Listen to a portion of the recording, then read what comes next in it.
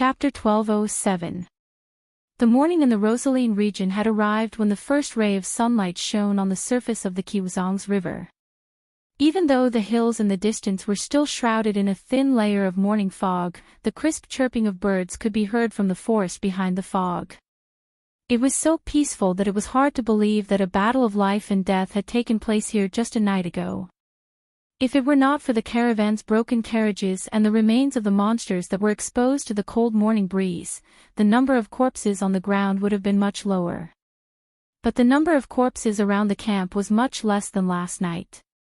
Brendel ordered Nathaniel's men to bury the rest of the corpses in the nearby forest, leaving only 7 or 8 corpses that were relatively intact. After all, it was too eye-catching for more than 100 monsters to die here. If the Knight of Rosaline found them, there would be no way to explain it. Na Axion only thought of this after a while. He originally wanted to use this incident as a topic of conversation, but after that, he issued a gag order and strictly ordered his men not to speak of what happened that night. He lacked trust in his thugs and desperados, but when it came to their lives, they were definitely smart enough to use their brains. The people who had escaped the previous night were found one after another. Some of their corpses were found on the banks of the Chiao Sangze River. In fact, they were not far from the camp. They had not even run a few hundred meters before the monsters caught up and tore them apart. A few of them were lucky enough to escape, but they would not dare to return to Rosaline City in a short period of time. After all, the scavengers only had one way to deal with those who abandoned their comrades, and that was to chop off their limbs and throw them into the wilderness. These traitors would be wanted, and they would either have to live the rest of their lives incognito and leave this profession forever, or they would simply head to the swift plains and seek an opportunity to stand out in that chaotic region. Of course, there were even more people who chose to walk down this path and disappeared from people's sight forever. Brando watched as Na Axion and his men were busy digging holes in the forest. They then transported the corpses of the monsters in a carriage, threw them into the holes, covered them with soil, and used grass and shrubs as camouflage. Everything was done perfectly, as if they often did this kind of thing. As for what they buried, it was hard to say.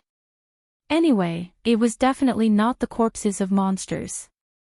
In fact, Brendel did not think that there was a need to go through so much trouble. He just wanted to avoid as much trouble as possible. If Rosaline's knights really found out, then it was not a big deal. Even if Rosaline's lord was Rosaline's lord, what could he do to him?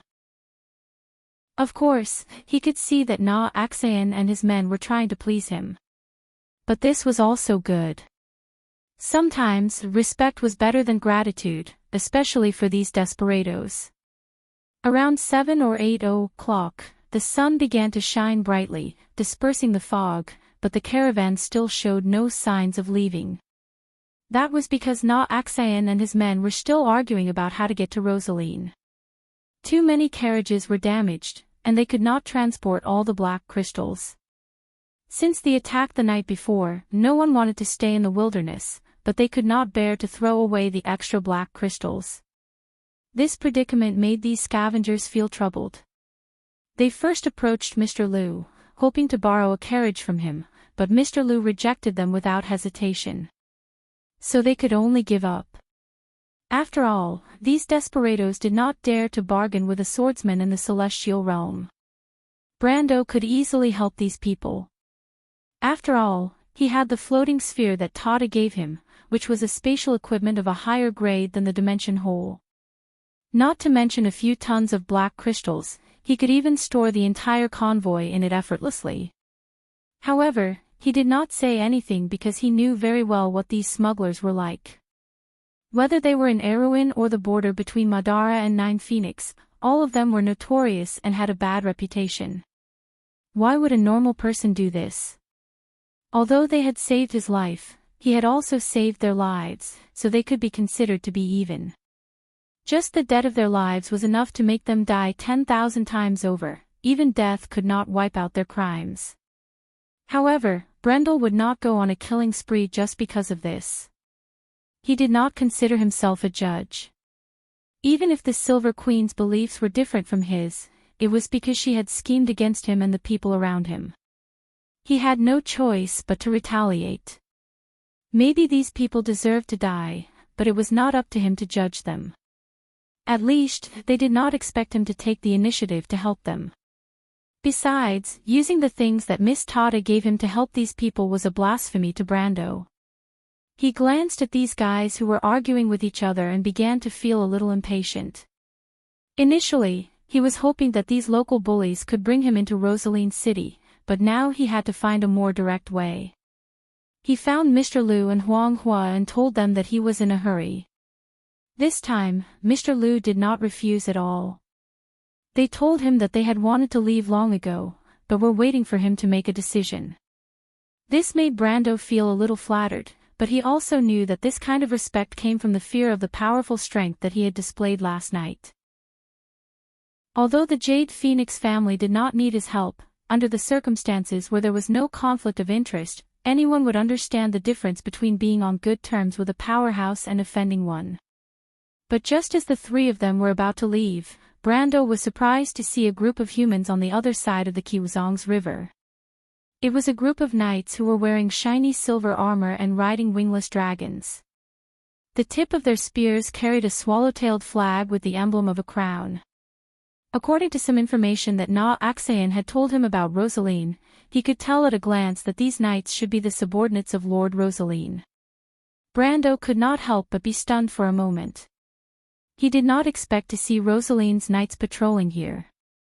When these knights saw Brando, Na Axayan and the rest, they could not help but be surprised. Brando saw these people tightening their reins to slow down the speed of the wingless dragons. They seemed to be discussing something with each other. Then, a person stepped out of the crowd and came to the Qiuzongs River. He shouted at them across the river. "Martha above, which group are you from?" "What group?" Brando was about to turn around and ask Na Axayan, but he saw that the scavengers had stopped arguing when the Knight of Rosaline appeared.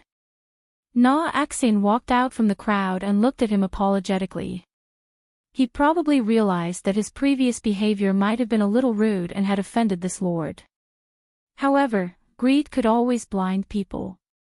For desperados like them, there was nothing they could do about it. He walked past Brando and looked at the knight on the other side of the river as if he was trying to figure out who they were. However, it was a little difficult to do this with a full body armor and an airtight metal mask. In the end, he could only answer tentatively, "I am Na Axayan, the Na Axayan of Pan Linda, the lords on the other side." "Camel Na Axayan, so it's you. Oh my God, we thought you were not coming back." Before the leading knight could answer, his men behind him started to clamor. Some of them even opened their masks, revealing unshaven and weather-beaten faces. However, Brando noticed that their eyes were shining.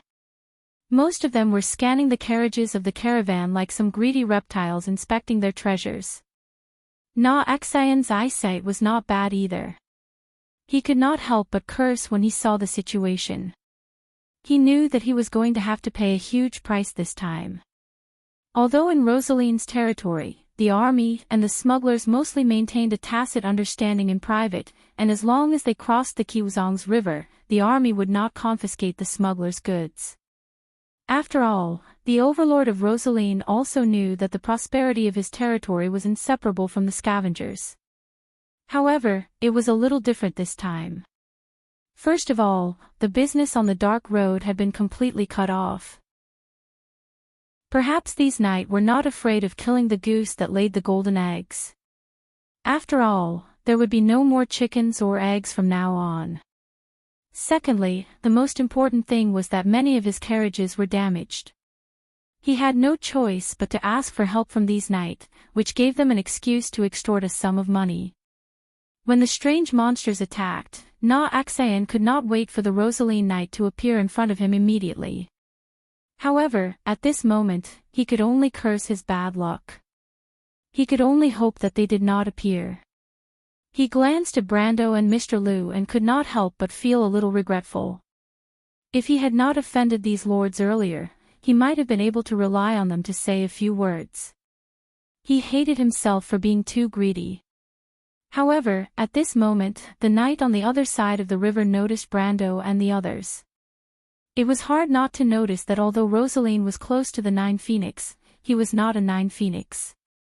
At least, the equipment and style of these knights that Brando saw were not much different from the knights that he had seen in Erewhon and Cruz.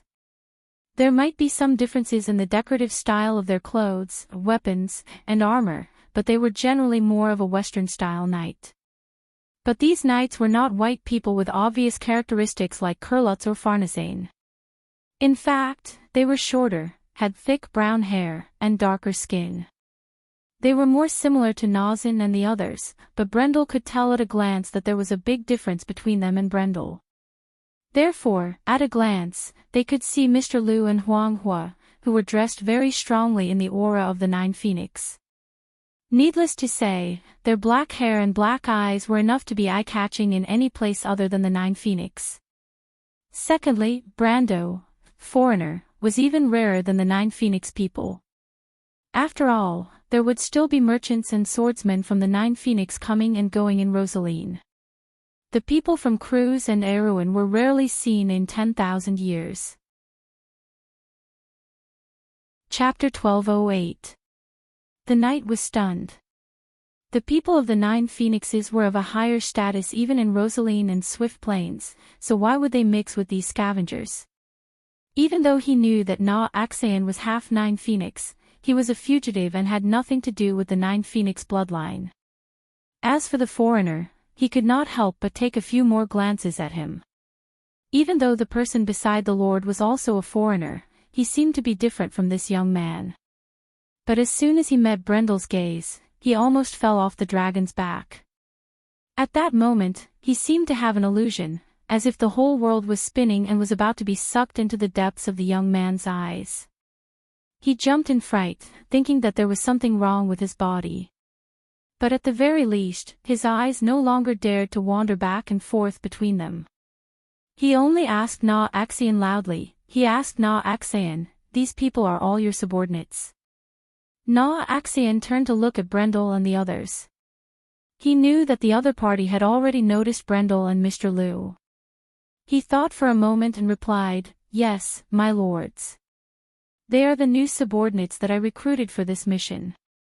You know how dangerous the underworld is right now." The knight could not help but laugh coldly. "Na Axayan, are you crazy? Do you know the consequences of harboring an unknown person into Rosaline?" Na Axayan's heart skipped a beat. Of course, he knew, but he had his own plans.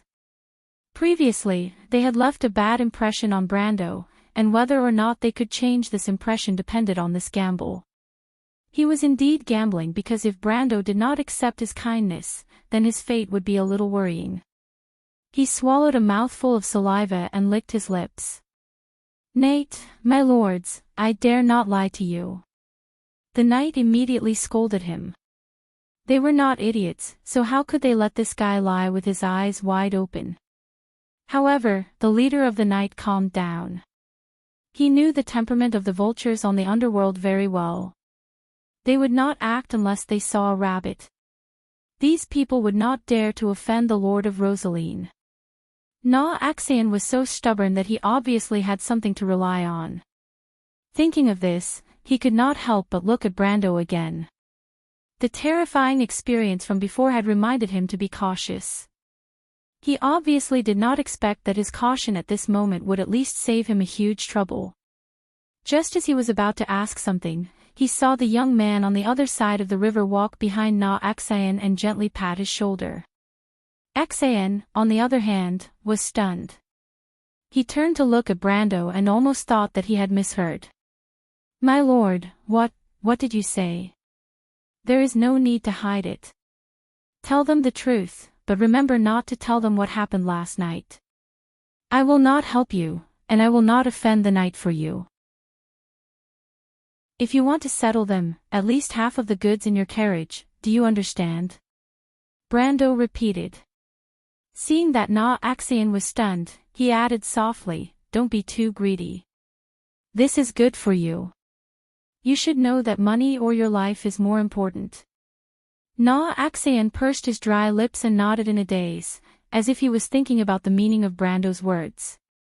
However, at the critical moment, he finally showed the decisiveness of the underworld scavengers. He nodded heavily and said, "I will listen to you, my lord." Brando nodded. In fact, he could see that the Rosaline Knight's purpose was actually the goods in the carriage. The previous question was just an excuse.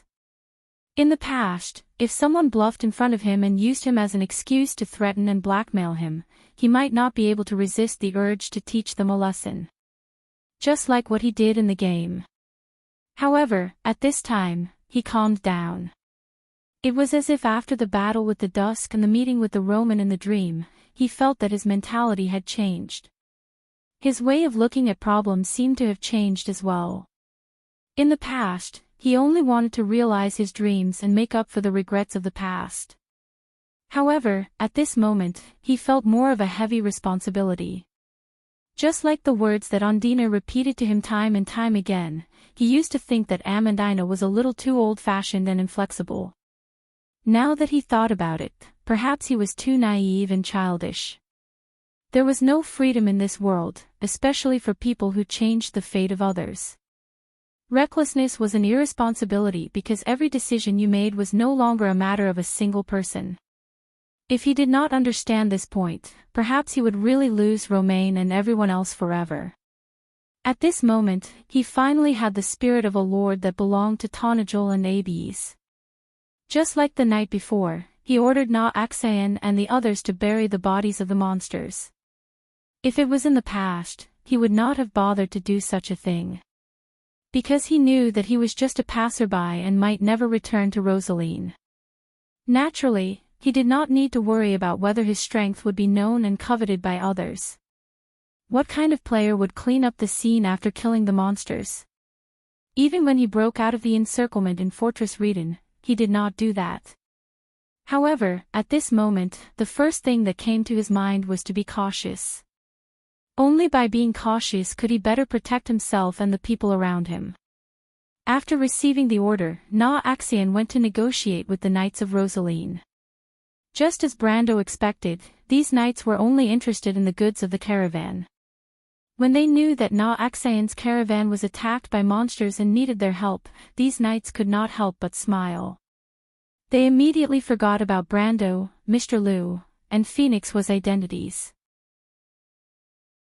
After all, Rosaline had not changed the ban, and they would still have to bear a lot of risk if they were to forcefully attack near the Qizong's river. However, now that these smugglers needed their help, it could not be better. As long as the price was agreed, everything was negotiable. If there was no need to fight, no one would be willing to use force. Everyone knew that the scavengers on the dark road were not to be trifled with. However, compared to the others, the leader of the knights seemed to be calmer. When he heard that Na Axian and the rest were attacked by monsters last night, Brando noticed that his expression changed. He quickly asked, "You were attacked? How many monsters were there?" As soon as he asked, the other knight reacted and looked over, as if they were looking for the corpses of the monsters near the caravan's campsite. No matter how slow Na Axian was, he could vaguely sense something when he saw this scene. He could not help but secretly look at Brando with admiration. In fact, he and his men did not even think about this problem. They wanted to use the corpses of the monsters as something to brag about. However, he did not know that Brando was also rejoicing at this moment. It seemed that Rosaline had indeed been attacked. If he had not buried the corpses, the news of him killing hundreds of monsters alone would have spread throughout the region in the blink of an eye. He did not know how big of a commotion that would have been. It was only at this moment that he felt that he had made the right choice to be more cautious. Na Axian's thoughts flashed through his mind. He quickly repeated the lies that Brando had taught them previously. Although the number of monsters attacking the caravan with 7 or 8 monsters was a lot, at least it was still within an acceptable range. However, they did not expect that after Na Axian finished speaking, the knight's expression became very strange. He could not help but ask, 7 or 8 monsters? Are you sure? Of course, Na Axian replied. My lords, how could I joke about this matter with you? The corpses of these monsters are still here. I was wondering why there were so many monsters around Rosaline. Many. The leader of the night could not help but sneer. You're lucky, Camel. You probably don't know that the monsters attacked Rosaline 3 days ago. At least a few hundred monsters appeared south of the Kiwazong's river. If we had not run fast at that time, you wouldn't be seeing us now. It's good that I don't see you. Na Axian could not help but curse, but he did not dare to say this out loud. He only said in surprise, What did you say? The monsters attacked Rosaline. How is that possible? Don't they never cross the river? At this point, he could not help but look at Brando. This lord had guessed correctly again. Last night, he had told them that Rosaline might have been attacked by the monsters, but they did not dare to believe it at that time. This was because sometimes, habitual thinking was so scary. Brando's expression was normal. He only turned around and exchanged glances with Mr. Liu, who was not far away. In fact, he was not the only one who had guessed that Rosaline might have been attacked. Mr. Liu was the same. However, he knew even more clearly why such a thing had happened. The Twilight Dragon was not completely sealed by Miss Tata and the other two. Just as Bai had said, its will was trying to penetrate this world through the world's crystal wall. The Twilight monsters that were the vanguard would continuously arrive in Woned and attack the civilized world. In fact, from this moment on, the Twilight War of the Sixth Era had begun.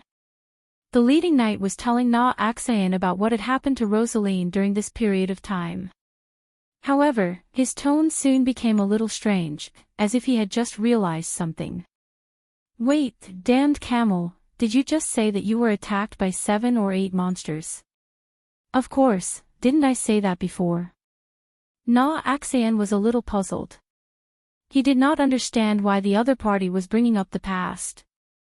However, the knight looked at him fiercely and said, Damn it, how dare you joke with me? Your convoy was attacked by 7 or 8 monsters. Do you think you can live to see the next day? Na Axian could not help but be stunned. He suddenly realized that it was true. He and his subordinates seemed to have subconsciously accepted the fact that the young man had killed hundreds of monsters with a single sword strike. They had subconsciously forgotten that even if it was just one monster, it would be extremely difficult for them to fight against it. He seemed to have only just realized that even if it was just one monster, it should have the strength of a gold rank. Then this young man, who exactly was he? Na Axian seemed to be stumped by the question. He could not help but turn around and look at Brando with a strange expression. P.S. Today in the group, I wrote a little drama about Haru's welfare.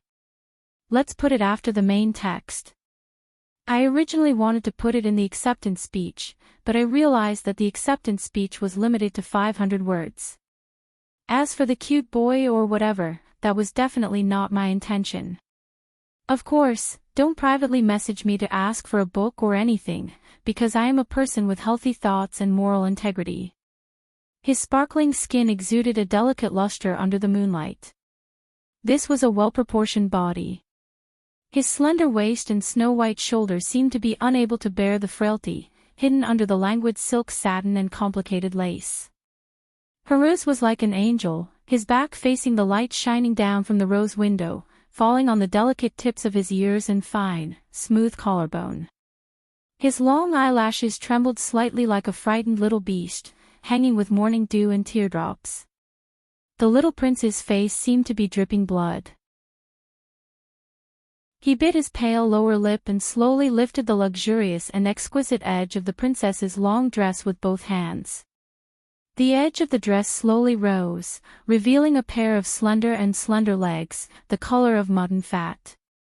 The rose embroidered on the edge of the stockings like white jade exuded a mysterious color in the darkness, as if the mistress of the manor was waiting for her most distinguished guest. The uniform and soft fat outlined the perfect curve all the way up, revealing the most charming seam between the stockings and the bottom of the dress. It flashed by and was enough to make people feel sorry. But when he looked past her ankles that were as delicate as a work of art, he saw her snow-white feet stepping on a pair of black round-toed leather shoes. The shiny toe of the shoes reflected the majesty of the rose arch window. There was a serene lily nailed to the belt, and the star-like flower buds were blooming under the moonlight. Her toes were clasped tightly, and a pink color appeared on the instep, reflecting the uneasiness in her master's heart. Teacher, is this okay? I can't breathe. The little prince's voice trembled slightly, mixed with the sound of small gasps. The belt is too tight. Brando commented with a professional eye, shaking his head and sighing, and, Rose, this is just a simple cross-dressing. Is there a need to be nervous as if I'm going to do something to you? I'm sorry, teacher. Chapter 1209. After Axian's explanation, they understood that the scavengers had killed the monsters with the help of Brando and Mr. Liu. The Knights of Rosaline could not help but look over curiously. After all, no matter where they were, swordsmen of the celestial realm were rare. But that was it. They were the subordinates of Lord Rosaline and would not make a fuss over one or two celestial realm masters. After spending some time negotiating the price, the leader of the night, Kassav, finally led his men across the river from downstream. In less than 15 minutes, they arrived at the Kiwazong's river and met up with Brando and the rest. As they walked closer, Brando saw that the wingless dragons these people were riding were similar to the bipedal land dragons of the Cruise people. Perhaps they were of the same species, but these wingless dragons were covered in a layer of fluffy feathers, which made them more suitable for survival and reproduction in the low-temperature environment of high latitudes.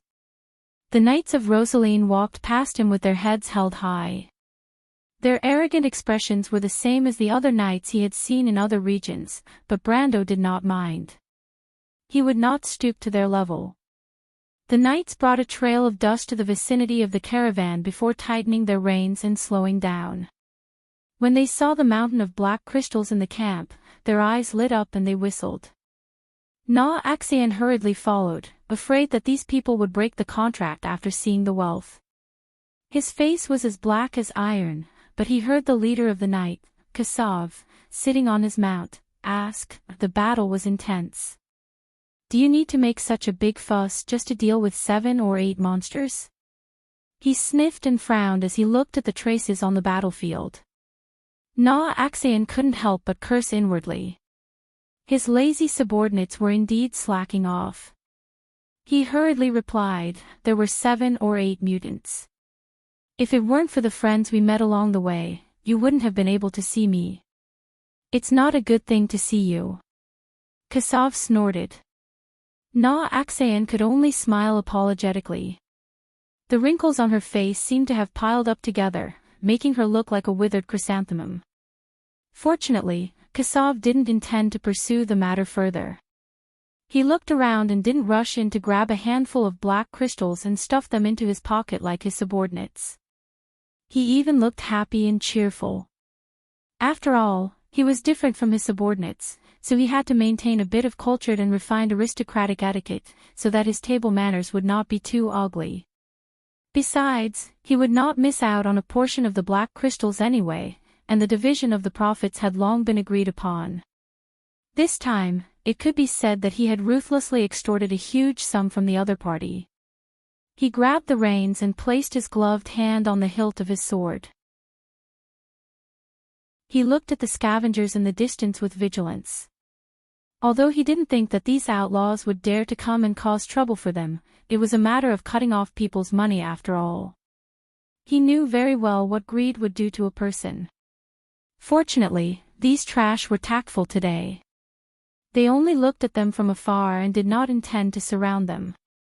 He felt a little strange and could not help but subconsciously look in the direction of Brando and the 2 9 phoenixes. With one look, he couldn't help but be stunned.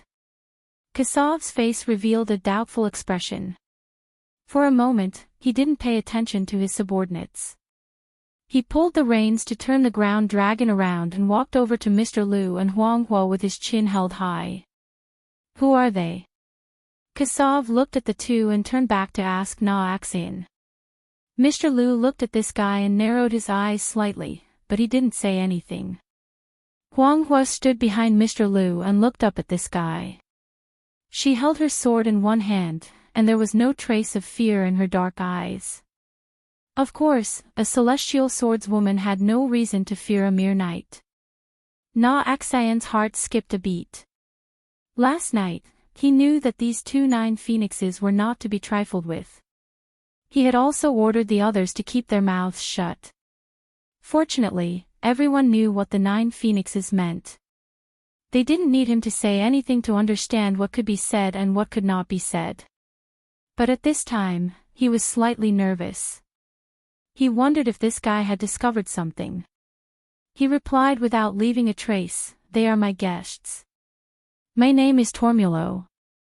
He is also a guest who is traveling with us to Rosaline. You are from the 9 phoenixes." Kassav looked back and asked Mr. Liu and Huang Hua, "What are your names?" Huang Hua looked at him as if she was looking at an idiot. She didn't think he had the right to order her to say her name. How noble was the Jade Phoenix family? How could just anyone have the right to make her speak? She couldn't be bothered to talk nonsense with this guy. She turned around and left. She jumped into her carriage and pulled the curtain behind her. She didn't appear again. "You can go," Mr. Liu replied gently. "There is nothing here." Kassav couldn't help but feel a little suffocated. Judging from the other party's words, it was as if he had come to ask if they needed anything. Kassav's expression changed a few times, but he had a vague idea of what was going on. His intuition was rarely wrong. When these 2 people spoke, they were pampered and had a condescending attitude. This wasn't something normal people could have. It was very difficult to fake it without long-term training. Thinking of this, he couldn't help but think of a possibility. He looked at the other party again, then turned around and left without a word. Na Axian looked over and seemed to feel something. He wanted to go up and explain something, but was stopped by Brando. "What does he mean?"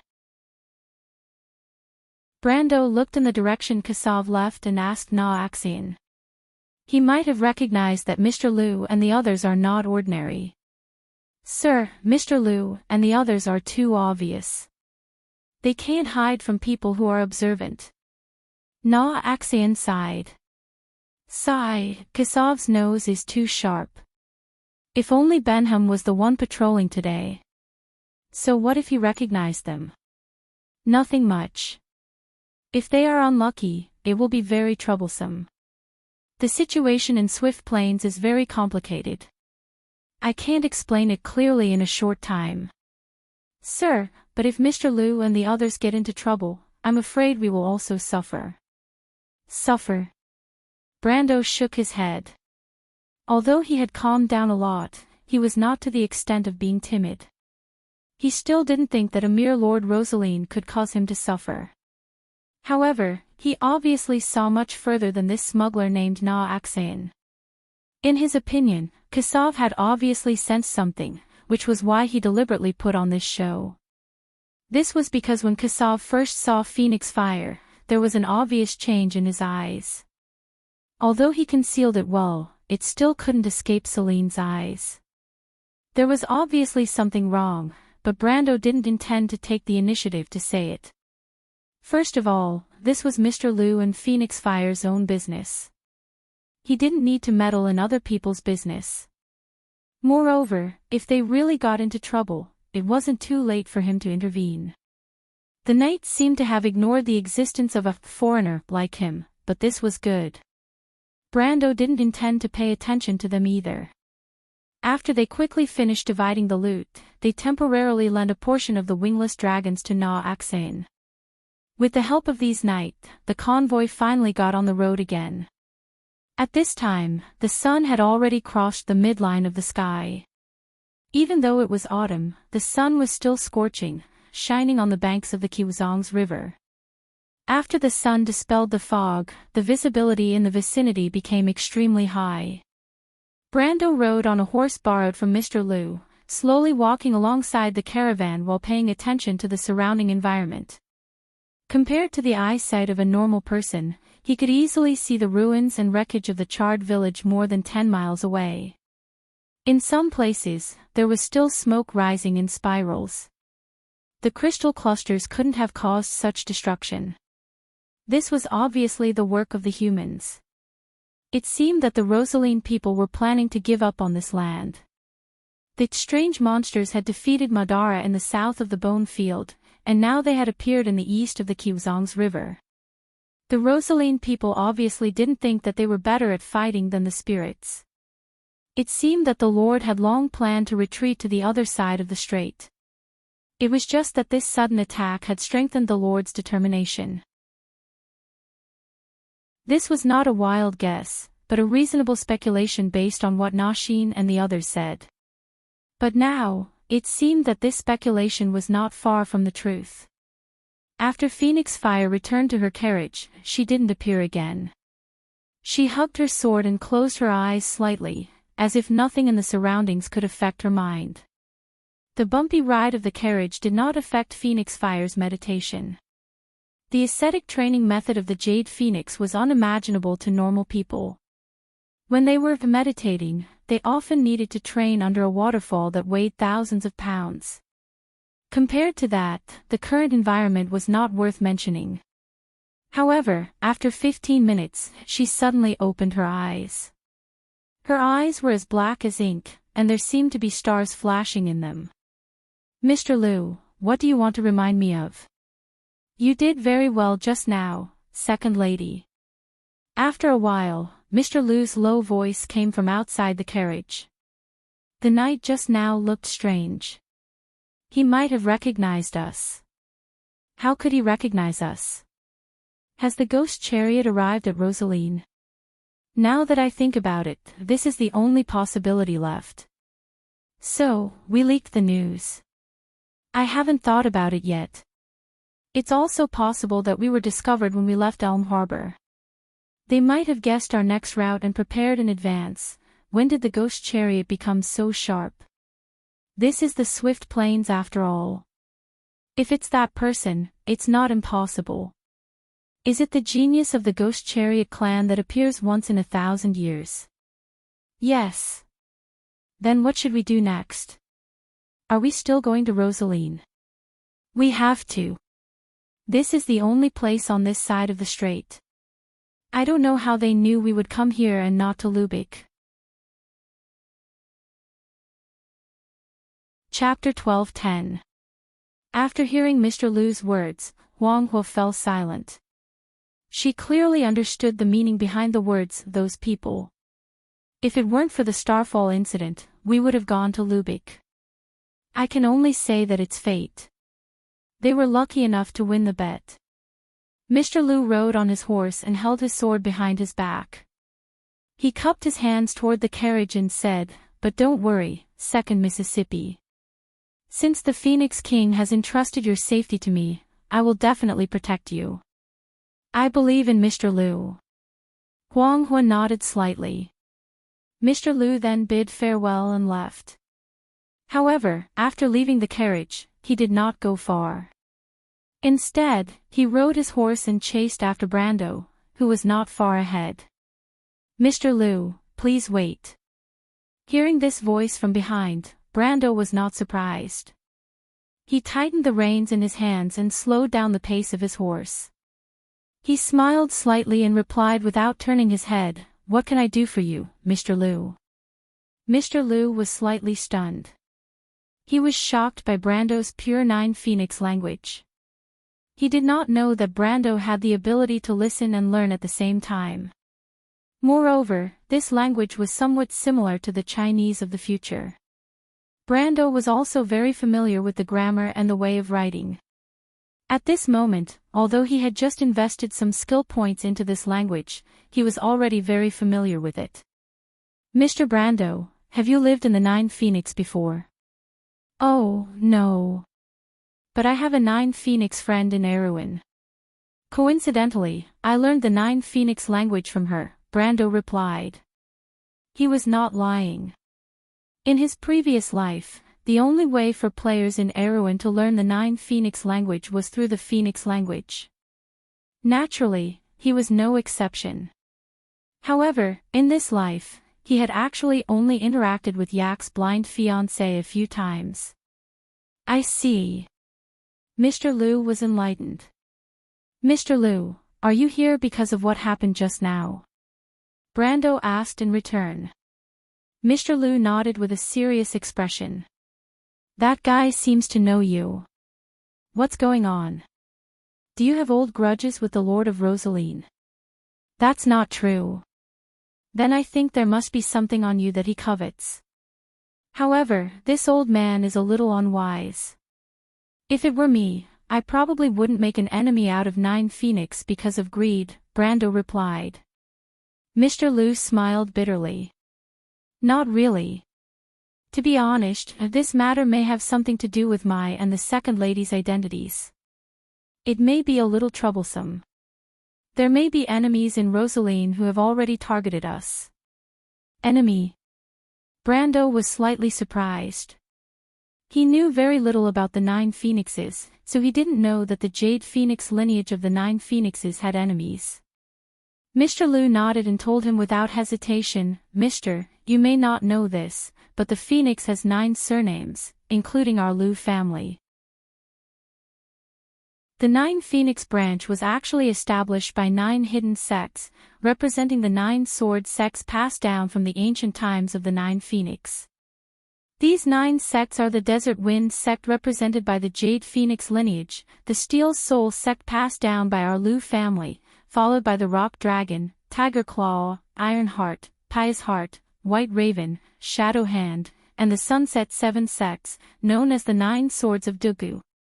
Among these 9 swords, the Desert Wind, Iron Heart, and White Raven are the most respected. They are known as the 3 Supreme Swords. After the Battle of Broken Jade, the remaining 5 swords in the world all supported the Jade Phoenix lineage as the most respected.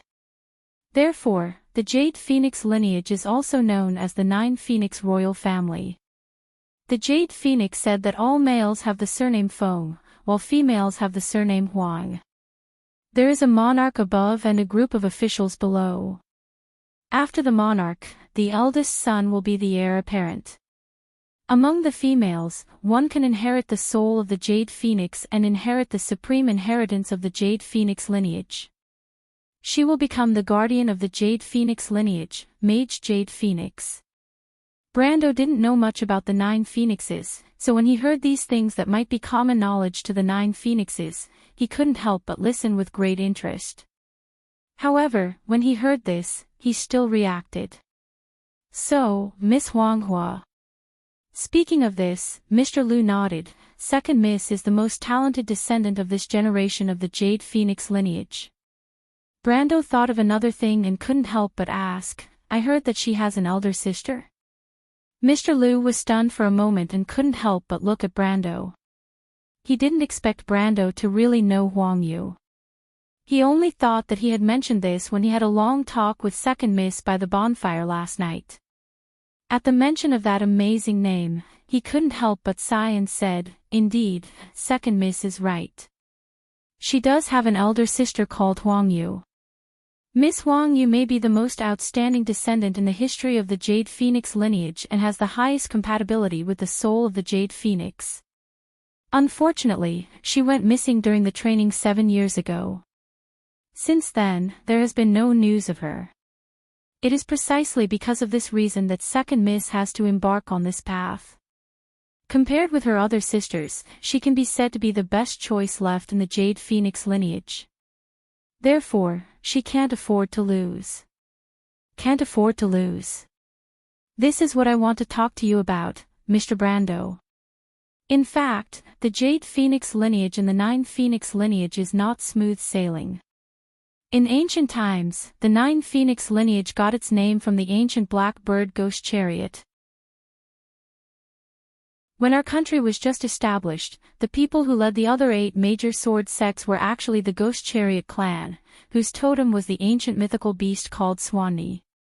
At that time, the Iron Heart sword stream led by Ghost Chariot was the first sword of the 9 Phoenix lineage, followed by the Jade Phoenix lineage's Desert Wind swordsmanship and the Green Phoenix lineage's White Raven swordsmanship. At that time, the 9 Phoenix Kingdom had 9 swords and could be said to be the most powerful empire in the 9 Phoenix area. Unfortunately, the good times didn't last long. Mr. Brando, in the general trend of the 9 Phoenix, those who are righteous get more support while those who are unrighteous get little support. Since the Ghost Chariot lineage became more and more stubborn, cruel, and muddle-headed, they were eventually overthrown by the other 8 sections.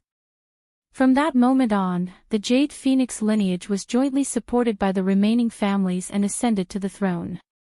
Brando did not expect the 9 Phoenix to have such a history. However, human history was mostly divided and could not escape the law of history. Therefore, he did not appear too surprised. However, he could hear the subtext in Mr. Liu's story. The losers would obviously not give up so easily. If the descendants of the Ghost Chariot lineage were still alive, then they were indeed the mortal enemies of the Jade Phoenix lineage. Sure enough, according to Mr. Liu's description, after the Ghost Chariot clan lost their orthodox lineage, they went from being in the light to being in the dark. These people called themselves the Night Owls. Although they could not establish themselves in the 9 Phoenix area, they went to places like the Swift Plains and established a huge underground force. In the past 1,000 years, the grudge between them and the Jade Phoenix royal family had been accumulating. In fact, there had been hundreds of battles in the open and in the dark. As early as a few decades ago, the Jade Phoenix royal family joined forces with the Liu family to kill the most outstanding genius of the younger generation of the Ghost Chariot clan. In less than half a century, the Ghost Chariot clan returned the favor. It was widely rumored among the people of the 9 Phoenix that Huang Yu's disappearance was due to the Ghost Chariot clan. Therefore, today, Huang Hua's training trip had become so important. After the Jade Phoenix clan lost Huang Yu, a once-in-a-thousand-years genius, they could no longer tolerate such a thing happening again. Therefore, according to Mr. Liu, Huang Hua's training trip should have been made an exception and entrusted to him, the most outstanding disciple of the Yunqing sect of this generation, to be her bodyguard. However, among the descendants of the Ghost Chariot, there was a genius who was on par with Huang Yu. Although Mr. Liu had not seen this person, according to the rumors around the Swift Plains and Taiga Strait, this person was comparable to the first generation of the Ghost Chariot clan, the founder of the Iron Heart sword sect. When Brando heard this, he could not help but raise his eyebrows. He thought to himself, another genius. Huang Yu was the chosen one, and her sister seemed to be on par with her. This so-called descendant of the Ghost Chariot seemed to be a genius on par with the former. This era was indeed an eventful one. So, Mr. Liu suspects that the Ghost Chariot is already in front of you and that Rosaline has his eyes on you? Brando asked, but it's a little strange. You just set off from Tormulo. Even if someone leaked the news, they would not be ahead of you. How did the people of the Ghost Chariot know your whereabouts? Mr. Liu shook his head. Clearly, he did not understand this point. He only answered, Mr. Brando, the Ghost Chariot lineage has been operating in the Swift Plains for many years and is very powerful. This is also the reason why the Second Lady and I are unwilling to go back to 9 Phoenix through the Swift Plains. Now that they have arrived at Rosaline, it is impossible for us to avoid them. However, I am afraid that I will not be able to fulfill my promise and let Mr. Brando travel with us. Why? Brando asked. The grudge between the Ghost Chariot and the Jade Phoenix clan is an internal matter of 9 Phoenix. I am really embarrassed to let you get involved. Besides, although Mr. Brando is not afraid of these clowns, it is always troublesome to be targeted by the Ghost Chariot. The Jade Phoenix clan and I have no reason to let our guests get into trouble because of our family matters. Mr. Liu answered in a manner that was neither servile nor overbearing. This answer made Brando look at him in a new light, so much so that his impression of Nine Phoenix became much better. No matter what, this calm integrity was much higher than the Wone nobles that he had seen before. However, he did not comment on this. Although he wanted to help, he did not need to make a solemn vow. However, the chaotic situation in the Swift Plains and Nine Phoenix that Mr. Liu mentioned made him a little worried. After all, the Nine Phoenix Kingdom was not stable. In Mr. Liu's words, it was actually because of the competition for the throne that caused the outer regions of Nine Phoenix to be so turbulent. Thinking of the bloody competition for the throne in his memory, Brando had to reconsider his plan to go from Nine Phoenix to Erewhon. After all, Erewhon was facing the invasion of Madara and the arrival of the Twilight Will. He did not want to be involved in these disputes.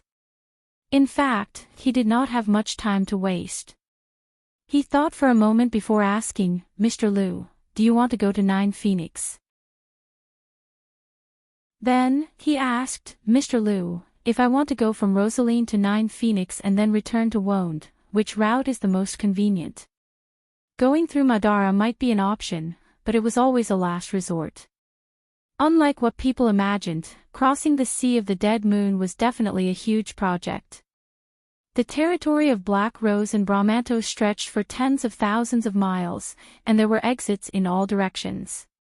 After the war Slate descended and re-established the order in Wonde, relying on the method of determining direction in the past was likely to be troublesome. If one did not prepare in advance, no one knew where they would end up. Not to mention the other troubles that one would encounter during the trip. Chapter 12:11. So Mr. Brando only wants to use Nine Phoenix to return to Wonde, Mr. Liu said. Then you don't have to go to Nine Phoenix. Elm Harbor also has merchant fleets going to Erewhon, Lubeck, and other places. Where is Elm Harbor? At Green Jade Hills. Rosaline has ships going there. That harbor is at the northern end of Tawu Strait, close to the Sea of Dim Light.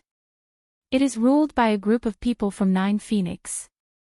Every March, April, September, and October, a large number of merchant fleets going to Lubeck, Madara, and Erewhon gather there with the help of the ocean currents. Is that place also under the influence of the ghost chariot? Mr. Liu was slightly stunned. He raised his head and used his remaining eye to look at the young man in front of him, only to see a confident expression on his face. As he tried to figure out the meaning of these words, he replied in a low voice, "Mr. Brando, the ghost chariot is fully developed outside of Nine Phoenix. They also have influence in Green Jade Hills, but they can't control everything because that place is very complicated. It is the headquarters of the Pious Heart sect and the Stone Dragon sect. The Red Jade Guards of the Scorching Sun Holy Temple protect the harbor. The ghost chariot people only dare to move in the dark, but they should have spies everywhere in the city. In that case, since Green Jade Hills is under the control of the Pious Heart sect and the Stone Dragon sect, it should have a much closer connection with Nine Phoenix than Swift Plains." Mr. Liu nodded. Green Jade Hills is actually Nine Phoenix's default sphere of influence in Tawu Strait. It is not only connected to Nine Phoenix by sea. In fact, there is also a land trade route through the deep stone mountains. In March, 2nd Miss, and I used this route to reach Elm Harbor. Is this route very dangerous? Brando asked. Not really, but it is not as convenient as the sea route. We left Nine Phoenix around the time of the Green Dragon's birthday ceremony and traveled day and night for almost a month before reaching Green Jade Hills. If we took the sea route, this journey would only take a few days. At this point, Mr. Liu seemed to have realized something. His single eye lit up slightly. He took a deep look at Brando, raised his hand, and cupped his fist in greeting. Thank you for your reminder, Mr. Brando. I was careless. Right now, it is indeed safer to return from the Green Jade Hills. Brando smiled. He waved his hand and said, I just want to hitch a ride. You think too much, Mr. Liu. However, I don't have anything valuable on me. In exchange, I will help you deal with those ignorant rascals." Mr. Liu was stunned when he heard this, and then he couldn't help but be overjoyed. He quickly flipped over and stood below the horse, bowing deeply to Brando. In his heart, he only knew that the so-called ship fee was just an excuse. Last night, when he saw the young man dealing with the monsters, 2 swords suddenly appeared in his hands. This proved that the other party must have a space-related storage item. How could such a person not be able to afford the fare? Therefore, when the other party said this, it was clear that he just wanted to help them. Mr. Liu was sincerely grateful because he knew better than anyone else the strength of this young man in front of him. Although he didn't know whether this young man was stronger or weaker compared to his teacher, he was at least a figure of the same level. A person who had reached the realm of Path, Supreme Realm. Such a person would rarely be tempted by external objects, so how could he easily make a move? He didn't know that Brando had only taken 2 years to reach this stage. He only knew that it was already a great honor for them that the other party could make such a request. His reaction gave Brando a shock. Although Brando did have a special favorable impression of the 9-headed phoenix and said this to help the 2 of them, his primary goal was indeed to hitch a ride. This was because he definitely wouldn't change his itinerary just to help the other party. Moreover, he didn't have the time to do so at the moment. However, compared to going to Rosaline to look for a ship, of course, it was more convenient to take the ready-made ship of the 9-headed phoenix royal family. As for the trouble of the Lord of Rosaline or some ghost chariot, did he need to care? He didn't want to be involved in this dispute, but that was based on the premise that the other party didn't find trouble with him. However, judging from the reaction of these knights, the ghost chariot obviously colluded with the Lord of Rosaline. They wanted to wait for Mr. Liu and Phoenix Fire in Rosaline City.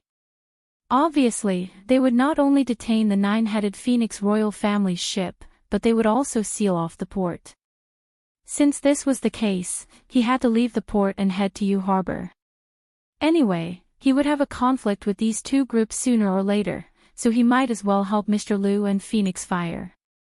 Everyone had the same goal, so why not? Thinking of this, Brando also dismounted and helped Mr. Liu up.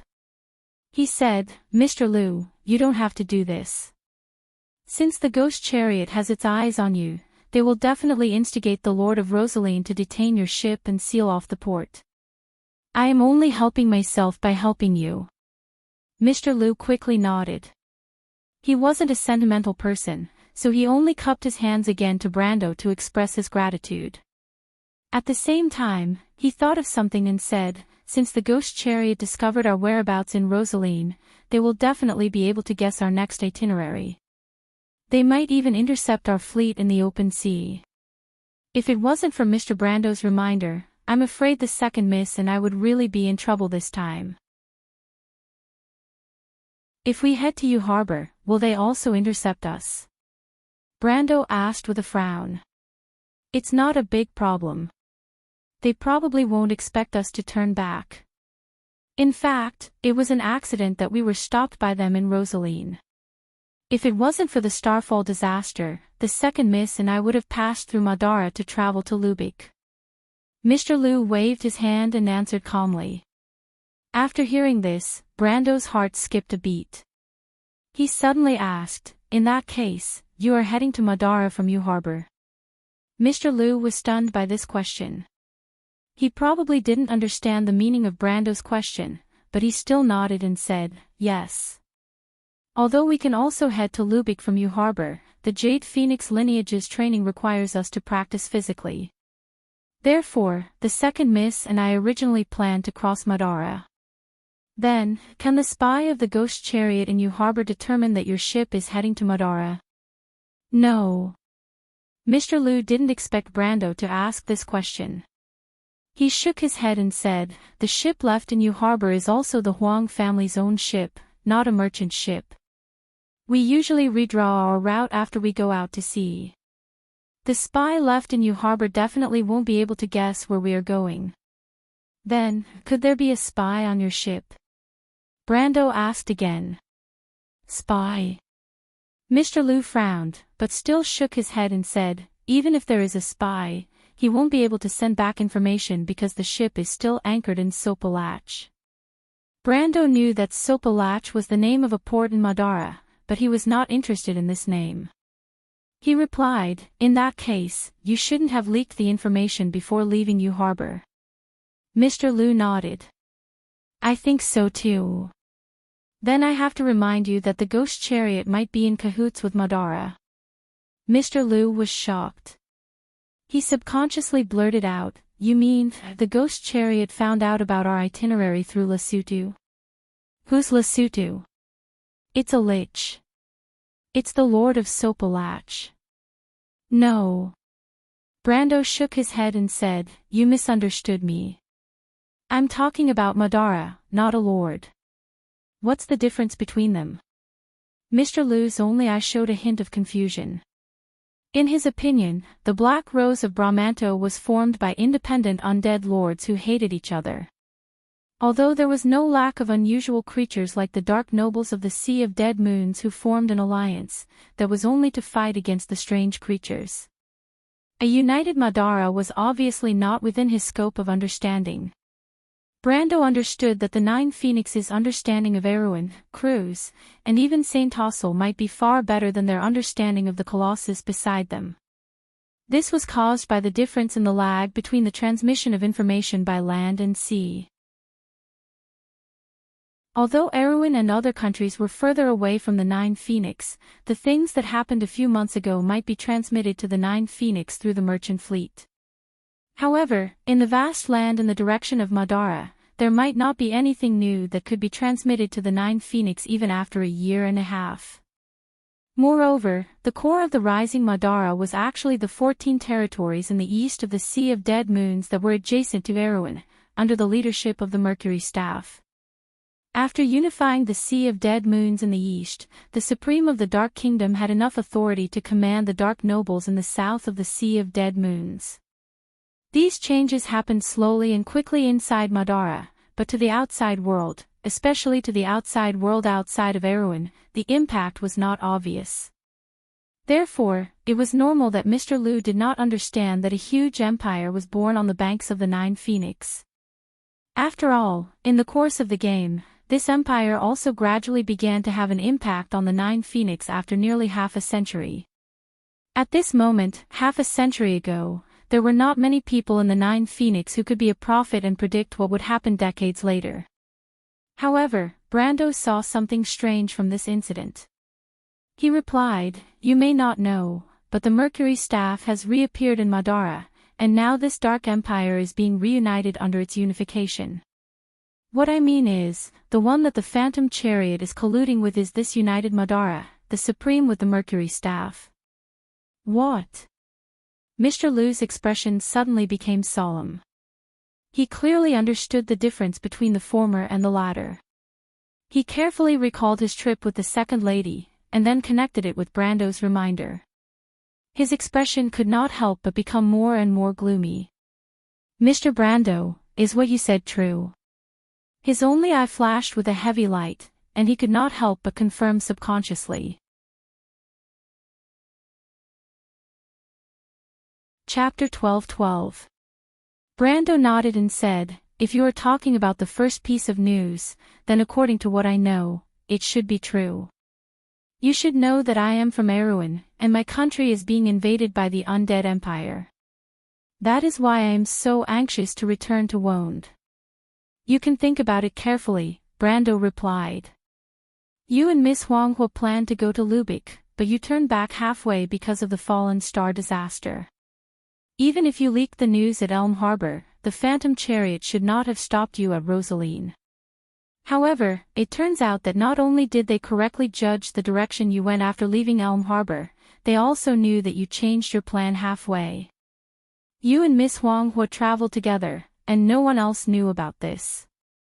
The only outsiders you met along the way were me and Mr. Exayan, but according to your description, they could not have sent the news to Rosaline in advance. So, the only possibility is that the undead of Madara betrayed you. Brando paused for a moment before continuing, but the undead are independent. You pass through at least 10 territories of the undead lords along the way.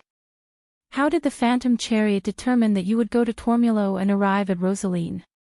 There is only one possibility, and that is that the will of the Mercury Staff reached the eastern border of Madara and colluded with the Phantom Chariot. Brando stopped here and did not continue speaking. Unlike Mr. Liu, his eyes were not limited to the 9 phoenixes. That was why when Mr. Liu told him about the secret between the Jade Phoenixes and the Ghost Chariot, he realized that Madara's undead might be behind this. There was no other reason other than the fact that Rosaline was too close to Madara, and it was too much of a coincidence. What benefits would the Supreme One with the Mercury Staff gain by colluding with the traitors of the 9 phoenixes? This was hard to say. In fact, he was not too sure either. Unless the Black Rose of Brahmanto was willing to stir up trouble in both the East and the West, this was the only way to explain their intentions. However, this was a little too arrogant. Mr. Liu did not know much about the War of the Black Rose in Erewhon, but he had a deeper understanding of the situation in the 9 phoenixes. His face darkened when he heard this. He could imagine how troublesome it would be if the Phantom Chariot had the support of the undead and attacked the 9 phoenixes from the Swift Plains and the Green Jade Hills. But did those people have the guts?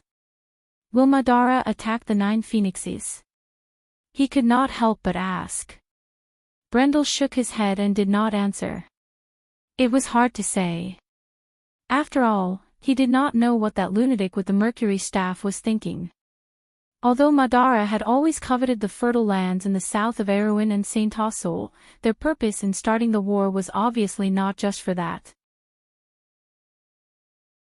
In the future, the undead attacked the civilized world as if they wanted to destroy the entire world. If not for the fact that they were Martha's followers, the players outside of Madara would have thought that the undead had become the Twilight Dragon's pawns. Their intention to attack had obviously exceeded their desire to occupy resources and had become a purely crazy behavior. If not, Cruz, Fanzin, and Saint Tassol would not have joined forces to fight against Madara. Maybe it's not as bad as you think. Brando continued, Madara also has enemies in the west. Cruz, Erewhon, and the elves are all wary of these Inhumans. They may simply want to use the Phantom Chariot's hatred for the 9 phoenixes to do something in the Swift Plains. After all, they are starting a war in the west. They don't want to have a strong opponent behind them. Brando thought for a while, and it seemed to be the only explanation. However, he suddenly realized that his choice to help Mr. Liu and Phoenix Fire was probably the right choice. Since the enemy was afraid, it must be the weakness that they were most worried about. If he could rope in the 9 phoenixes, perhaps Madara would not be able to invest all of their forces in the west.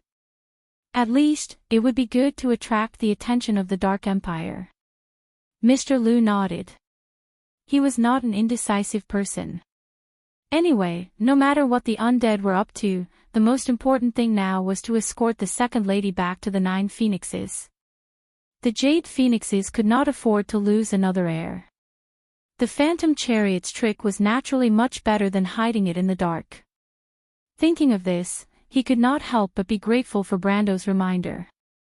If not, the 9 phoenixes would only realize that there was a huge undead empire behind their opponent when the Phantom Chariot started moving. Mercury Staff, he secretly remembered this name in his heart. But at this time, Brando thought of another thing. He suddenly asked, Mr. Liu, you and Miss Phoenix Fire originally planned to cross Madara to go to Lubeck. So, you should have a map of Madara. Brando was slightly surprised. Crossing Madara was not an easy task. Before the Mercury Staff was born, Madara was only a geographical name. This dark territory spanning tens of thousands of miles had countless undead and dark lords, each of whom ruled their own territory. Generally speaking, the Madara that Erewhon people were familiar with was actually only the east of the Sea of the Dead Moon. As for the Pine Mountain area, it was a very small part, but it was not impossible to say that this was the Black Rose of Brahmanto. This was because even in the heyday of the Dark Empire, the Supreme One did not really rule the entire Madara. In fact, she only controlled the fertile land of the Empire, and only needed to control these core territories to be called the Dead Moon Empire. In the remote areas of the Empire, even the players of the Empire might not know where they extended to. Only a few people had set foot in the land that ran through the Black Forest. The Bugas might have a complete map of Madara, but they had never made it public. It was not that there were no players who crossed the entire Madara. There were players who had done this before and after the Year of the Sparks. It took nearly half a year, including the time when they got lost. Brando obviously did not have the time to do this. Of course, he knew that some people of Nine Phoenix might have a map of part of the southern territory of Madara, because Nine Phoenix had always had land caravans that went to Lubic, the country of the desert. He just did not expect Mr. Liu and Phoenix Fire to have this idea. Mr. Liu was stunned for a moment and replied, "The royal family of Nine Phoenix has a detailed map, not only to Lubic, but also to the southern territory of Erewhon. However, that map was drawn more than 100 years ago, and we don't know if this map is accurate." Brando could not help but be overjoyed. He asked eagerly, "Do you have this map?" He was now at the peak of the Supreme Realm, only one step away from the strength of the Sage Realm. And because of his equipment and ridiculously high willpower attribute, in fact, his physical fitness was far beyond the standard of ordinary people in this realm. With his strength, if he had a precise map, he could travel day and night without rest.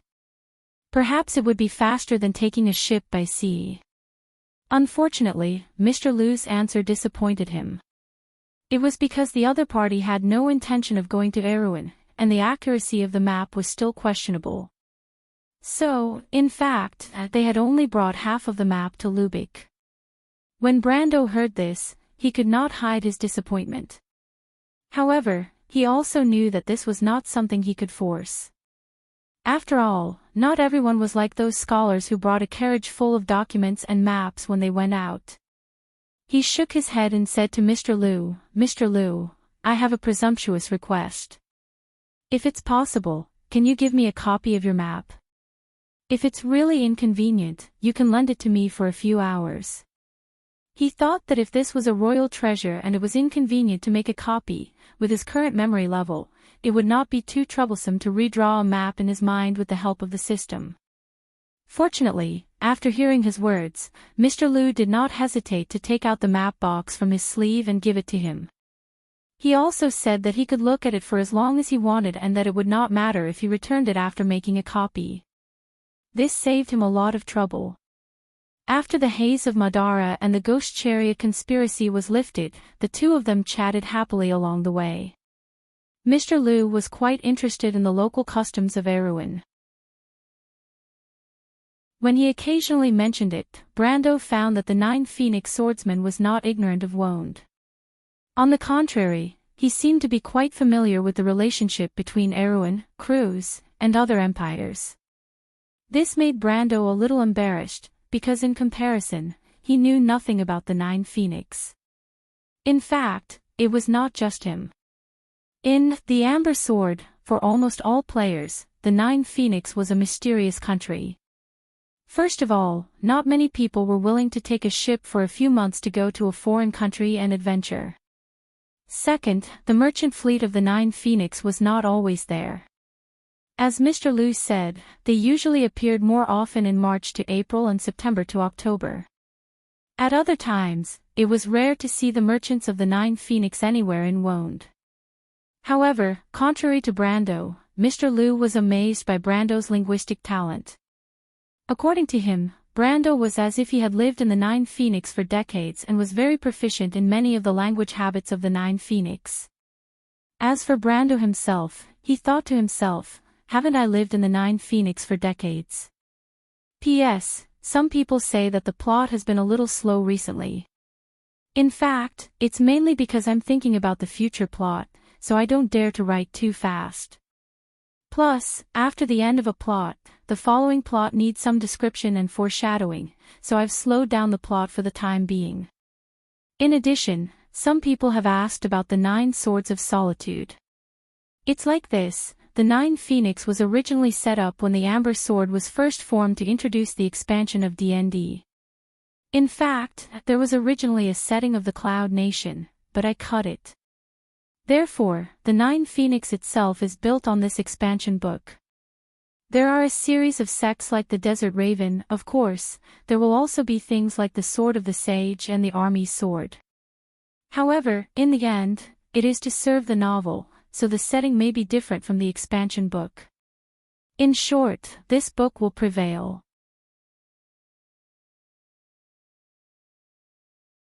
Chapter 12-13. To the 9 Phoenix, the Green Jade Hills and the Swift Plains were only the periphery. However, to the Green Jade Hills and the Swift Plains, the Rosaline on the other side of the Tagus Strait was also only the periphery. The establishment of the Rosaline family could be traced back to the Long Cotton War of the Swift Plains. A group of war refugees escaped the Tagus Strait by boat and landed on the barren land east of the Sea of the Dead Moon. They built a settlement there and prospered. After the war ended, some of the first batch of people returned home and brought back information from the other side of the strait to the Swift Plains. Then, the two sides of the strait had simple trade relations.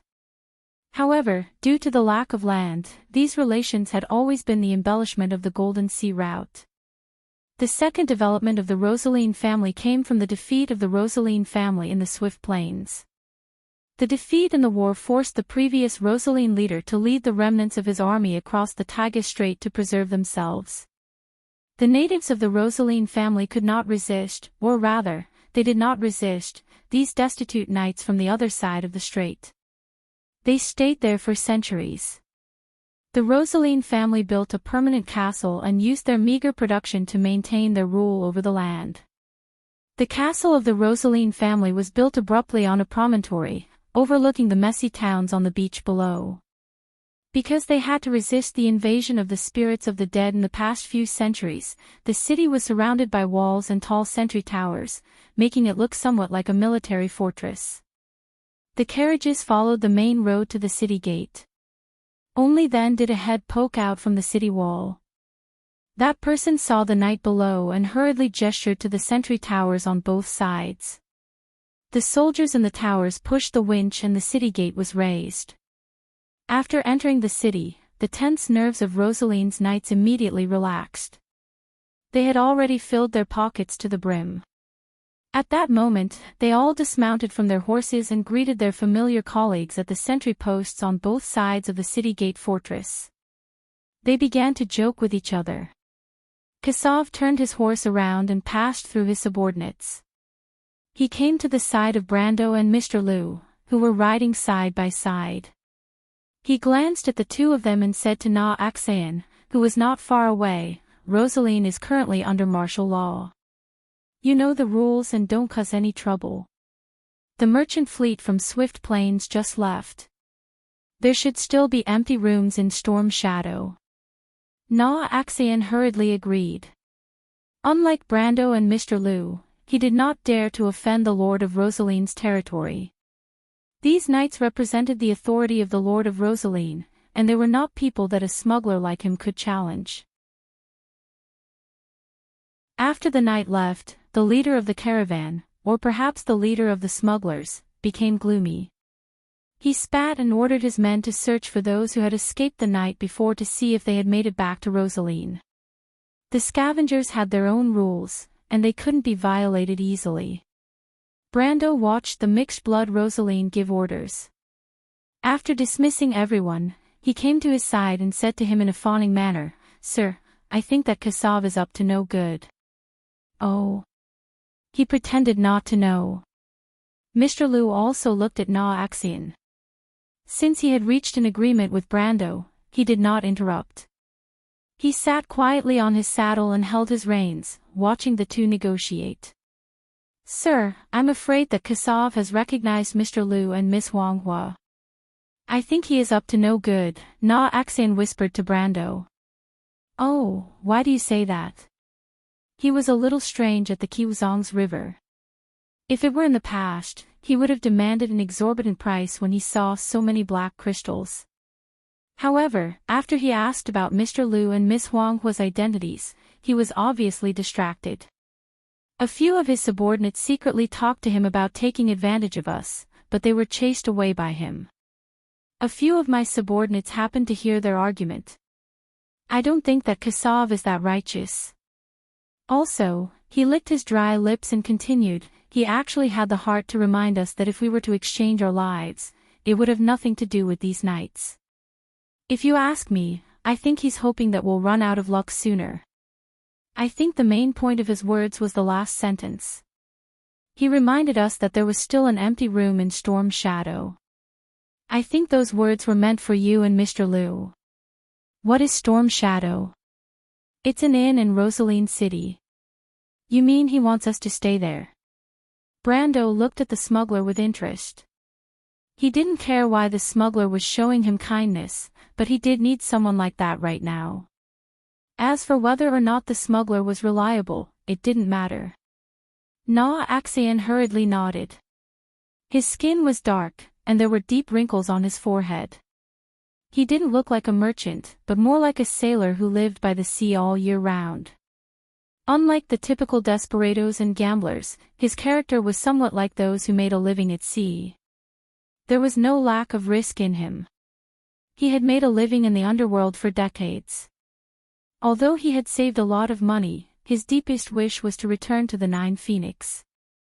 When Huang Hua and Mr. Liu appeared, he vaguely realized that this opportunity might have appeared. It was a pity that he didn't find this opportunity along the way. However, after Brando woke up, the Knight of Rosaline finally presented this opportunity to him. Therefore, when Brando asked him to share half of the profits of the caravan with the Knight of Rosaline, although he was reluctant, he was actually more excited. He knew that such a high and mighty person would definitely disdain taking advantage of a small character like him. As long as he behaved more respectfully, he would definitely be able to obtain that opportunity for himself. Now, this opportunity was almost right in front of him. Brando shook his head. A crystal the size of a thumb appeared in his hand, and he threw it forward. Na Axian, I need you to do something for me. Na Axian hurriedly caught the crystal. A flame-patterned red crystal. He sucked in a breath of cold air, almost loosening his grip on the priceless item and dropping it to the ground. He hurriedly clenched his fist and carefully covered the item in his palm. This was a magic crystal of the highest grade. There was no magic crystal of this grade in Rosaline. Just this one was worth half a carriage's worth of black crystals. However, this magic crystal was a little troublesome. As a cleaner, he obviously knew that there was no such thing as a free lunch in this world. He couldn't help but raise his head to look at the young man in front of him, wanting to see what mission he was going to assign him. Unexpectedly, Brando said, "Don't misunderstand, that crystal is just a compensation for you. What I want you to do is not difficult. Help me find a few people, including the little fairy I mentioned to you last night and two of my pets, a talking white cat or white fox. They are all very strange and shouldn't be seen so often around here. If they appear in Rosaline, there should be news." Brando knew that White Mist could take many forms, but she still liked to take the form of a white cat and white fox. Therefore, he simply described both forms to Na Axian in case he missed any information. Na Axian was a little stunned. He thought to himself, is this young man not worried about the threat of the Lord of Rosaline at all?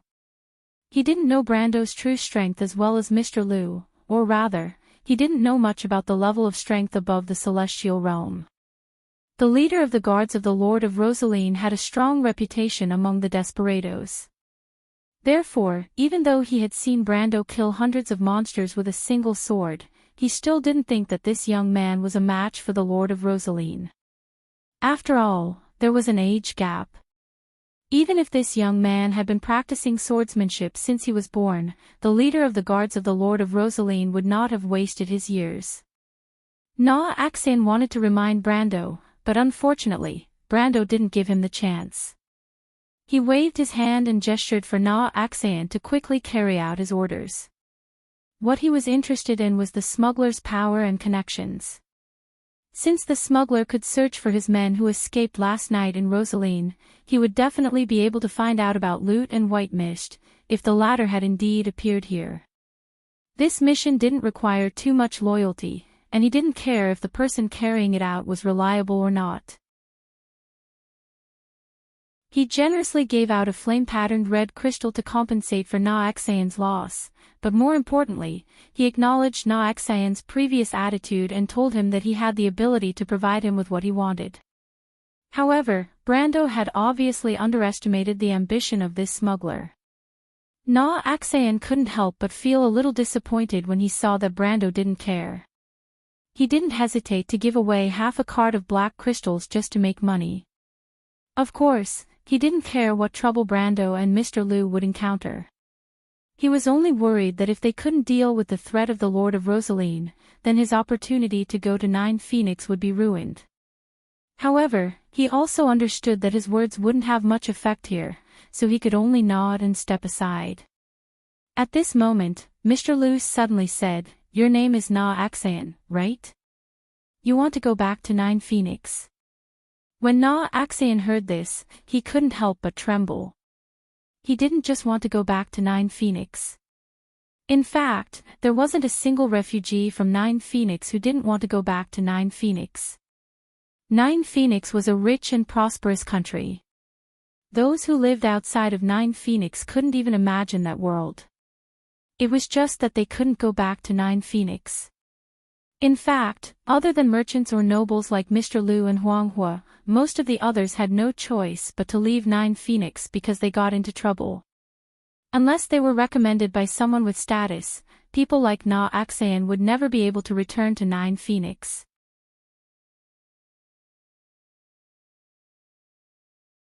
Chapter 12-14.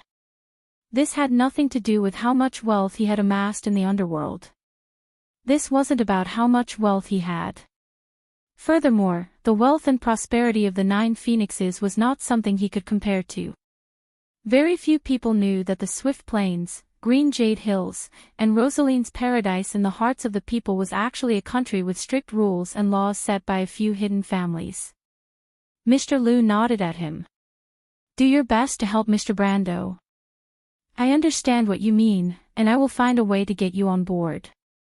Na Axayan did not expect to receive such a promise, and her eyes shone brightly, as if she was brimming with boundless energy. She cupped her hands towards Brendel and Mr. Liu and said, "Then please leave it to me. As long as Mr. Brendel's friends or pets appear in Rosaline, I will find a way to obtain news of them." Brando suddenly felt that it might not be a good thing to make Lady White Fog his pet, but he couldn't say that she was also his friend. In fact, he didn't want too much information about the Dark Dragon's identity and the Witch Empress to leak out.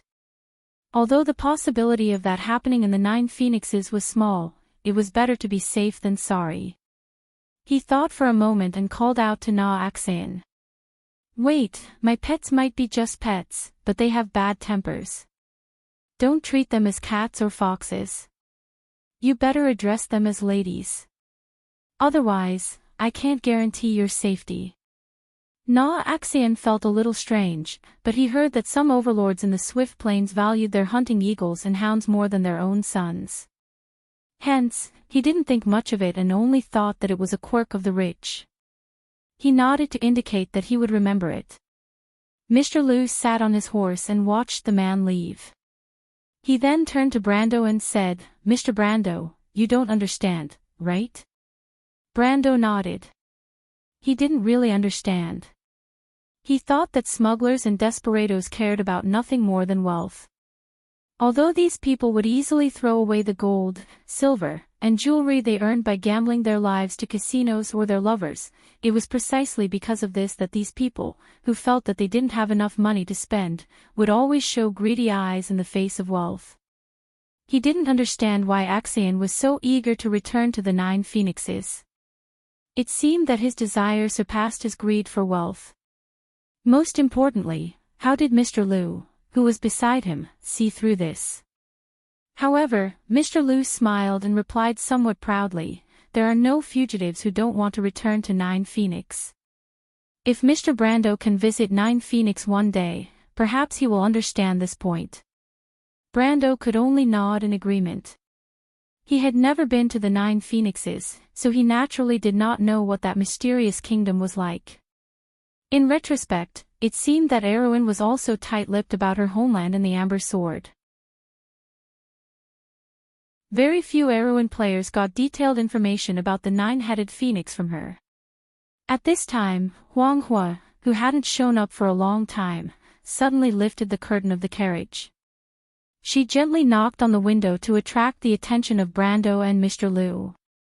"Mr. Liu, Mr. Brando, are we going to the port next?" Mr. Liu looked at Brando. Before this, he had secretly told this lady Brando's decision, so Huang Hua already knew that Brando was with them at this time. However, he shook his head, "No need to rush. Didn't you say that there are many empty rooms in the storm shadow? We will go there. But won't we fall into the trap of the ghost chariot? It's useless for us to go to the port." "Miss Huang Hua, you didn't notice that the outskirts of Rosaline are almost empty. This means that after the attack of the monsters here, Lord Rosaline has made preparations. He wants to evacuate most of his people from here, so he needs a large number of ships.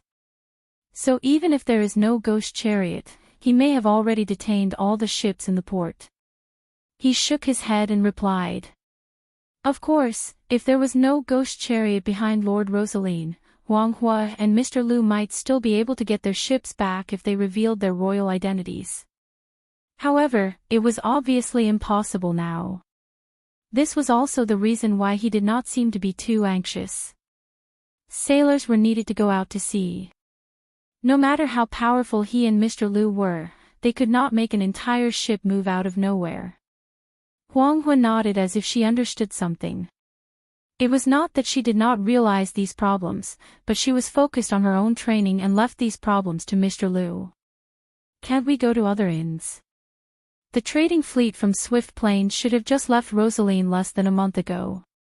The inns here should not be too crowded," she asked again. "Don't bother about the ghost chariot. They are not worth mentioning. We just need to do our own things. The most important thing now is to find a way to contact the sailors on your ship and find out if they are detained on the ship or somewhere else," Brando answered nonchalantly. It was obvious that he did not take the ghost chariot's threat seriously. This domineering answer made Huang Hua's heart surge. Brando's display of strength when he killed the monster was enough to make a footnote to his words. In her young heart that was focused on training, the legendary peerless swordsman should be like this. As the inheritor of the Jade Phoenix Mage, the person she respected the most in her heart was her sister, the genius of the Jade Phoenix clan who had been missing for a long time. She could not help but think that if Sister Huang Yu was still around, with her strength, she would also be so heroic. The little girl sighed in her heart. She could not help but look at Brando carefully with her clear eyes before lowering the curtain again. After Kasav left the vicinity of the city gate, his expression immediately changed and became serious. He called for a few of his subordinates who were preparing to sell the black crystal he had just obtained. He brought these unwilling fellows with him and rode on the wingless dragon, heading straight for the Rosaline family's castle outside of Rosaline City. He ignored the complaints of his subordinates and went out of the city with ease. He followed the small path by the coastal forest and saw the lonely castle standing on the edge of the promontory in the distance. He rushed over the drawbridge and knocked on the castle gate with his sheathed longsword. The curses of the walking knight on duty at the top of the castle could be heard, and then the castle gate slowly opened. He did not even look at the guy who was cursing as he walked down the stairs. He barged his way to the inner courtyard of the castle and dismounted from his horse. He pushed open the door of the castle hall and gave the guards who were gathered to gamble a fright. The subordinates that Kasav brought along could not help but look at each other, thinking that their boss had gone crazy. Could it be that he had been frightened by the attack of the monsters 2 nights ago and lost his mind? Only then did they remember that the captain of the night seemed a little abnormal since this morning. The guards who were gathered to gamble thought that the captain of the night was about to mutiny. They were so frightened that they stood up and scrambled to find their weapons. However, a tall and thin middle-aged man in the hall stopped them. He looked up at Kasav and said, "Kasav, what are you doing?" Kasav unfastened the belt of his helmet and took off the metal mask with his head covered in sweat. He casually threw it on the long table and said, "Lord Boban, I might have discovered something." The tall and thin middle-aged man narrowed his eyes and looked at him. "What, are the monsters gathering outside Rosaline City again?" As he spoke, he glanced at the knights beside Kasav. However, these knights had blank looks on their faces. It was clear that they had no answer to his question. "No, it has nothing to do with that. Do you remember the group of 9 Phoenix people who came to find our Lord that day?" The middle-aged man's expression froze. "What, you mean those people from Ghost Chariot?" "Yes," Kasav replied. "After that, the Lord told us to pay attention to the outsiders in Rosaline, especially those from the 9 Phoenix." He paused for a moment. "I think I've found the main person." "The main person?" The middle-aged man also became serious. "Describe the situation to me." Kasav wiped his sweat and then recounted his encounter with Brando's group at the Kiwuzong's River from beginning to end. He especially described the characteristics and reactions of Mr. Liu and Phoenix Fire in detail. At this time, the knight accompanying him finally understood what had happened and could not help but reveal a surprised and happy expression. Ever since the Lord had gotten close to Ghost Chariot, he had been very concerned about this matter and had offered a high reward for those 2 people. Moreover, they knew that if Rosaline wanted to return to the Swift Plains, he would have to rely on Ghost Chariot's power. Otherwise, no one could say for sure what would happen to them once they returned to the Swift Plains. Although people rarely mentioned it in the past few decades, the descendants of the knight who had followed the previous lord of the Rosaline family knew in their hearts why they had to cross the Taoish Strait to this barren place. These knights finally realized how wise and mighty their captain was and could not help but nod in agreement. In fact, this was the reason Kasav had brought them here. Although these idiots under him could not be of much use, they could at least prove his words. Otherwise, Mr. Boban might have asked him to return to Storm's Shadow to investigate. He was subconsciously afraid of that young man and did not want to face him alone if it was not necessary. Indeed, after listening to these people's statements, the captain of Rosaline's guards finally nodded. He looked at Kasav and called out his name. "Kasav." Kasav was secretly delighted. He understood that he was being brought to see the Lord. In recent years, due to his old age, the old Rosaline overlord rarely showed himself outside. If he could leave a good impression on Rosaline, he might be able to advance his position. He immediately stood up straight and heard Boban continue, "His lordship is accompanying Miss Delphine. Miss Delphine's body hasn't fully recovered, so it's not suitable for her to see too many people, so there's no need for the others to come. Just follow me."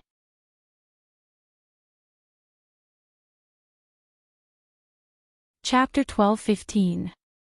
Kasav followed Boban through a long corridor. After passing through an arched door, the bright light from outside filled his vision, causing him to squint slightly. Only then did he clearly see a small courtyard in front of him. The courtyard was surrounded by winding corridors and was located in the center of the castle. Above them was the clear blue sky. Perhaps it was because they had walked for a long time in the dark, but the blue was somewhat dazzling. Inside the courtyard was an exquisite garden. He saw 2 people standing and sitting under the shade of an ancient tree in the center of the garden. One of them was wearing a black silk robe. His hair was white, and his body was a little plump. A thick gold necklace hung from his neck that had several layers of skin folded over it, and on the pendant was a startling emerald. This emerald was called the heart of the ancient tree. It was a treasure that had been passed down in the Rosaline family for a long time. At the same time, it was also the symbol of the head of the family, so the identity of this person was naturally self-evident.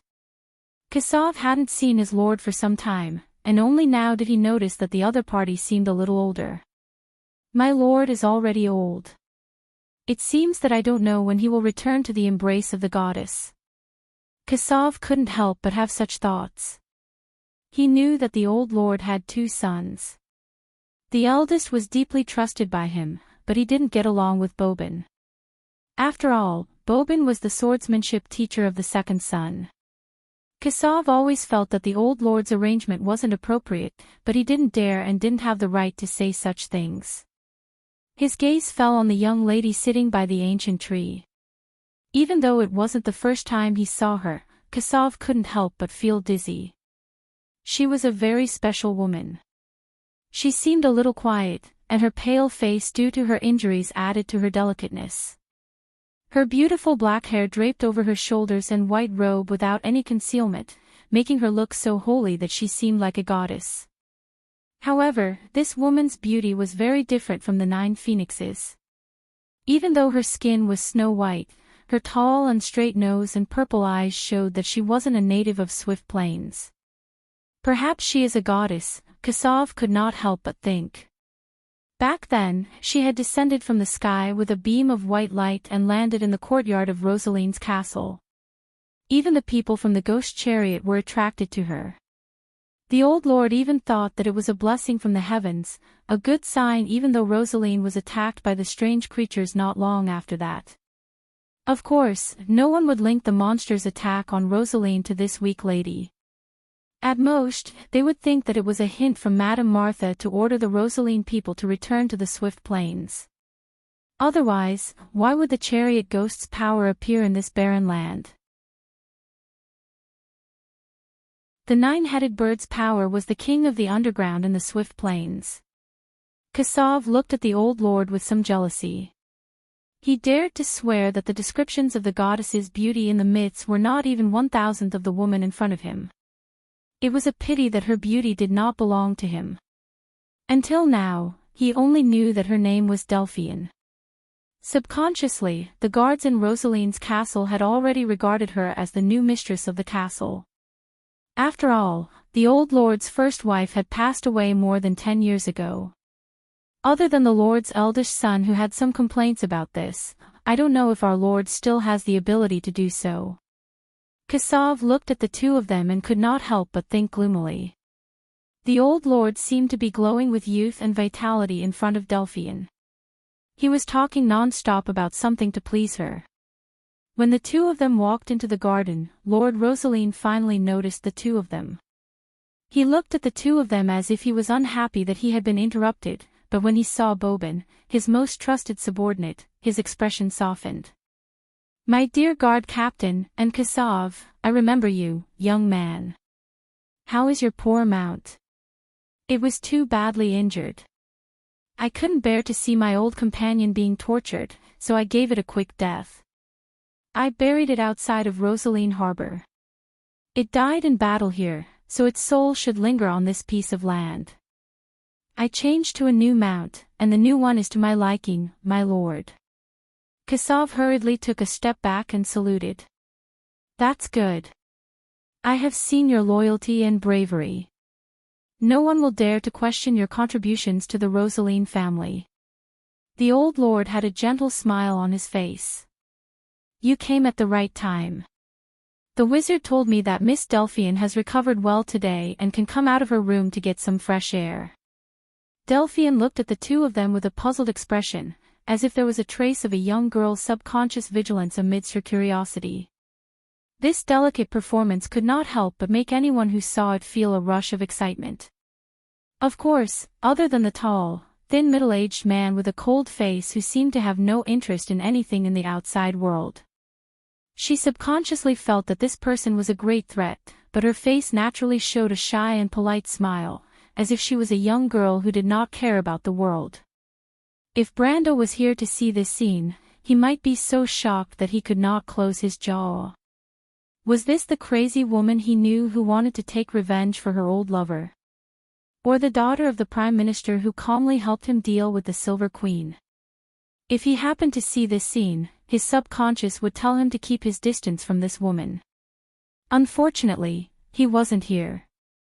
Of the 3 men present, other than Bobin, the other 2 men had fallen into this confusing disguise without exception. Kassav hurriedly returned the salute. He swore that he had never performed a knight's salute so nervously and formally in his life. The old lord nodded and looked at Bobin. This middle-aged man did not have any hostility towards Delphian, but he did not care. He was very clear about the thoughts of his most trusted subordinate and asked, "Then, my guard captain, what happened?" While Kassav was recounting the situation at the Kiwzong's river, Brando was sizing up the lobby of the Storm Shadow Inn. This was a 4-story wooden and stone inn built by the pier. The square outside the inn was paved with white slabs, and there was an open space for an army to set up. Behind the inn was Rosaline's harbor, which faced the sea. This was a good place for an ambush. It had to be said that the other party was quite good at picking a place, and could be considered a character with some brains. Unfortunately, this was meaningless. Although according to Na Aksayan, this was the season when Rosaline's business activities were relatively light, the inn was still overcrowded.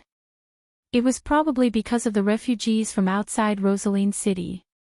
These refugees were not all poor. A large portion of them were mill owners and manor owners outside Rosaline City. Except for those who had property in the city, the others could not live in shacks like the real refugees. Brando turned around and reminded Huang Hua to be careful when following him. In places like the inn and bar, where information was well informed and where good people mixed together, it was easy for trouble to occur. Although Huang Hua was only 10 years old, she was already a beauty. Who knew if someone would touch her and cause trouble? Of course, he was not worried about Huang Hua.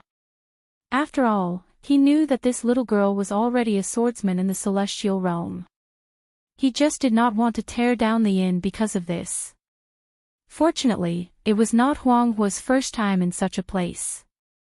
She behaved appropriately and followed behind him step by step. It seemed that her experience with Mr. Liu had not been in vain. However, the appearance of the two still caused a commotion. Brando's appearance was out of the ordinary here.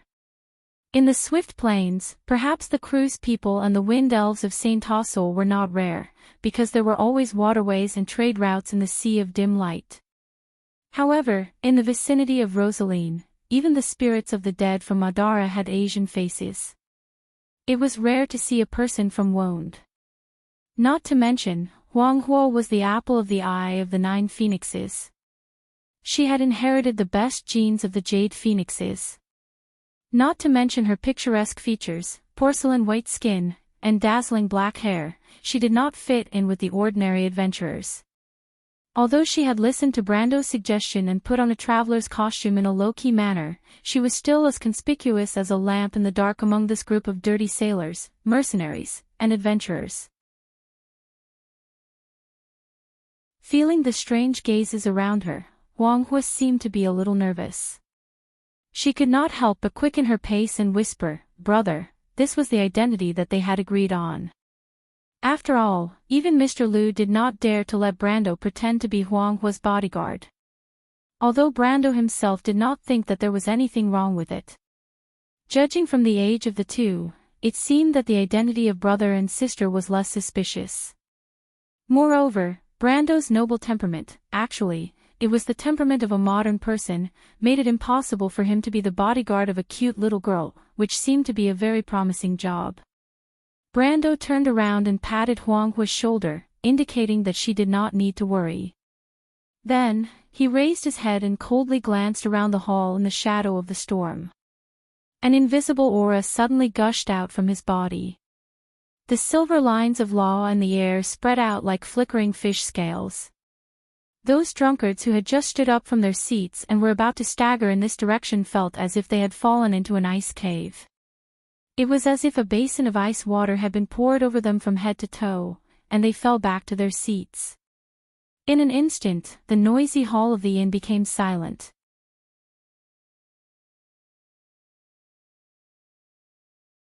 Chapter 12-16. So strong, Huang Hua's eyes sparkled. She could not help but clench her fists and secretly tighten her grip on her sword. The hall of the storm shadow inn was very long and narrow. The entrance was the highest, and the stairs leading to the second floor were in the corner. She could clearly see a few Rosaline knights looking in their direction, but they were actually forced to take a few steps back by Brando's aura alone. She knew very well that although the strength of Rosaline was not ranked high in the Swift Plains, his knights were often very strong because of their constant battles with the dead, monsters, and scavengers. Although most of them were at the peak of silver, there was no lack of gold. For example, the people in the inn at this moment were at least at the lower gold level. It was easy for her to deal with these knights, but it was a little unbelievable that they would be frightened to such an extent just by looking at them. Moreover, in Brando's attack, she could faintly feel a trace of Tao. Skill was close to Tao. This was the lifelong pursuit of a swordsman. It was just that it was easy to enter the celestial realm, and in the entire Nine Phoenix, there were only a few great grandmasters who could achieve the ultimate sword.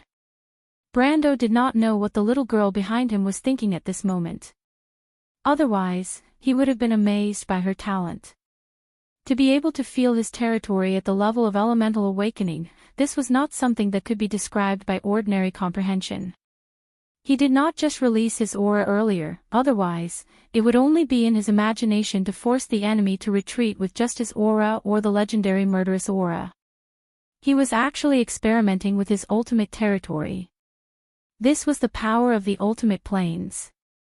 After his strength crossed over to the peak of the law, the elemental power had once again strengthened his various professional abilities and his own talents. Among them, the Frost Soil Guard's Cold Wind had obtained a part of the law of space, which increased the range of this skill by nearly 3 times when it exploded. If not for this, he would not have been able to kill all the monsters in one blow without activating Sinna's ability. However, this was not the key point. The key point was that almost all of the Frost Soil Guard's skills after he reached the peak of the law, under the premise of the space-time element, almost all of these skills had the additional attribute of being undodgeable, and he could shape the skill's range at will. This attribute was exactly the same as the second enhancement of the space element in the Amber Sword, but the space element did not have the undodgeable nature of the time element in the first enhancement. The strength of the power of existence was undoubtedly revealed. As for the Templar Knight's conflicting aura, he obtained a certain chance of completely ignoring damage. At first, this chance was only 3%, but now that his power had steadily increased to the late stage of the Lamita realm, this chance had increased to more than 10%. He had experimented with this ability when he used the elemental barrier to enter the spatial rift. It could be said that if it wasn't for this ability, he might have been more seriously injured when he came out of the spatial rift. Back then, when he was fighting Duskswool in close combat, this ability had also helped him a lot. As for his other skills, they had more or less received some buffs from the law of space, increasing their range of effect and casting range. Compared to the obvious changes in Conflict Halo and Frost Earth Guard, they were much weaker and not even worth mentioning. But this was only after he had stepped into the peak of the law of space. In fact, after the elemental barrier passed through the elemental storm, he had stepped into the late stage of the Lamita realm. This kind of growth in power had finally allowed him to finally have his own extreme plane after fighting so many Lamita opponents in this life. Of course, although during the battle with Rusta, he had briefly touched the ceiling of this level with the help of the flaming blade, but at that time, Odorfice had only increased his attack level by 1 level. The attack of the Lamita realm and the possession of the extreme plane were 2 completely different concepts. If it weren't for his elemental level being too high, he wouldn't have been able to use Odorfice alone to suppress or even tie with a true Lamita master. Only with his own extreme plane could it be said that he had his own law and domain.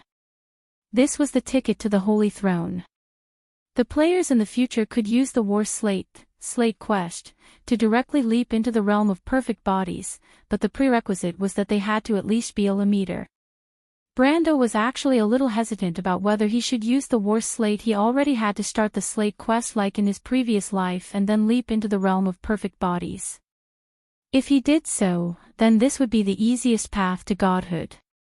He was certain that with the advent of the Twilight Will, and under the dual influence of the surging magic tide and the anomaly of the Sea of Magic, there would be a large number of existences who originally stood at the top of the pyramid of this world who would once again feel the aura above the law of Tiamat and step into the realm of the sage in one step. But at least for the next 10 years, no one would be able to surpass the Holy Realm. In the end, even the Bugis had to use the slate to simulate the highest authority of Tiamat and obtain the power of the Holy Throne. So if he chose this path now, then he would easily be one step ahead of everyone else. Whether they were the wizards above the clouds or the brave silver elves who were good at fighting, he would be the first among the mortals to have a perfect body. At that time, perhaps only a few dragons would be qualified to be on equal footing with him. And with such strength and status, he could do more things. Whether it was Erwin, Cruz, or Saint Tassol, they had to reconsider his right to speak as the Lord of Abes and the meaning of the existence of Valhalla. Only then would he be qualified to challenge the Twilight Dragon and save the Roman. But he was also very clear about the limits of this. The war slate could not simulate the power of a real god. Just like in the game, he would be stuck at the level of silver body. The players spent countless time and energy to find the secret of the power of existence to make up for this flaw. Now that he already had the power of existence, but if he had to repeat the same mistake, it would be a bit too much. Since he woke up, he had been thinking about this question in his heart. Since he had mastered the power of existence, could he go through the baptism of the Holy Realm and Goddess Irene's Abyss Lake step by step and perfectly cross the last step of the Elemental Realm without relying on the war slate and directly achieve a perfect body? If this was the case, he might be able to take the last step and master the true mystery of the power of existence. In fact, after he saw the rows of mysterious constructs in the law of Tiamat, he had been doubting the true secret of the existence of this world. What was Wond? Why did he cross over to this world? Was this Martha's wish? Or was it a coincidence? He had a faint premonition that perhaps when he took the last step, all the secrets would be answered. But the only problem was time, whether he could do it or not. All of this was just his own guess. In his previous life, other than the dragons with golden blood who could achieve a perfect golden body, even the Bugis people could only be overshadowed by the ultimate mystery of the universe. He was just a black iron person, a player who had never understood the secrets behind this world. How could he be so confident that he could do this? Besides, would the Twilight Dragon give him the time? Brando could not give his own answer.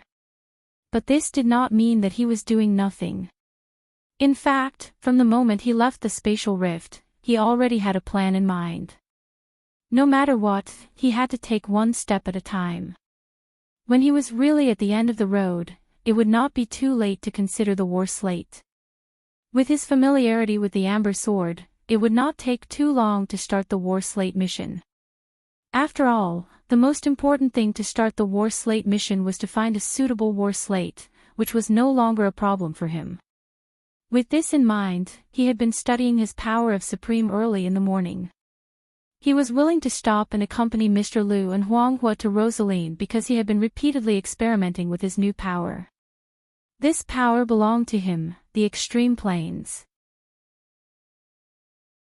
Unlike the elemental elements of players who were at the pinnacle of the laws and elemental truth, which strengthened skills and talents, the extreme planes was particularly important to the elemental realm. When a supreme powerhouse unfolded the extreme planes, they did not need to deliberately use their elemental power. Every time they used a skill or attack, the elemental power was everywhere. This was because the extreme planes was originally a simple world that belonged to the owner. In this world, as long as the owner's laws were met, then he could let his skills show their proper nature in this world. Just like when Greysword Saint Mephistopheles unfolded his Grey Realm, every attack of his carried the basic nature of the law of fantasy, which was difficult to guard against. Its restrictions on attack only existed within the limits of imagination. Not to mention that after ordinary people were pulled into the extreme planes, they would be attacked by all the laws of this world. And Brando found that his extreme planes was even more terrifying. Space and time. When he attacked in his Limiter realm, these two no longer had the same meaning. In other words, he had lost the ability to hit. As long as he wished, his attacks would definitely hit. Of course, the enemy could weaken the effects of his attacks in the sense of the laws, or even avoid damage. But no matter what, hitting was the prerequisite. He would definitely hit, no matter where he was, no matter when he was. This ability was powerful beyond imagination, and it was only the first ability he displayed in the extreme planes. The nature of the laws displayed in the extreme planes was not related to the owner's strength in the Limiter realm, but to his understanding of the order of the Limiter realm. Therefore, although Brando was already at the pinnacle of the Limiter realm, he was still a novice in this domain, which was why he only had this one ability. But just before that, he discovered a new ability of his. That was the control of space. He did not fully unfold the extreme planes in the whole. Instead, he projected the laws of the extreme planes into the prime material plane. In fact, even his teacher Greysword Saint Mephistopheles could not do this, because this was an ability exclusive to the pinnacle of the Limiter realm. But when he began to project, he found that he had a kind of control over the space of the entire storm shadow in. This feeling gave him the illusion that he was in control of everything. This ability was somewhat similar to his space elemental power, but it was much more powerful. When he used his space elemental power, he had to spend a lot of order points to move some objects. But just a moment ago, he had only used a glance to suppress everyone in the hall. That was not an aura, but a law. Brando was suddenly excited. He seemed to have found a way.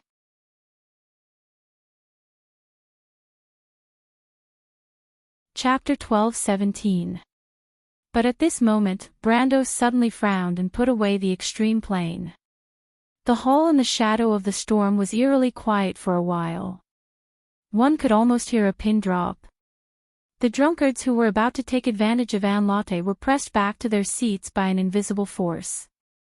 They looked at each other, and their groggy minds could not figure out what was going on. Near the counter, a few adventurers who were about to check out and leave couldn't help but stand still.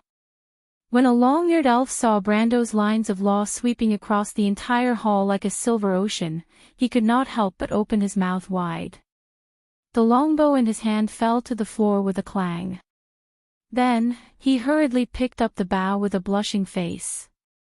In the corner of the hall, a figure also stopped in his tracks. Brando's eyes narrowed slightly.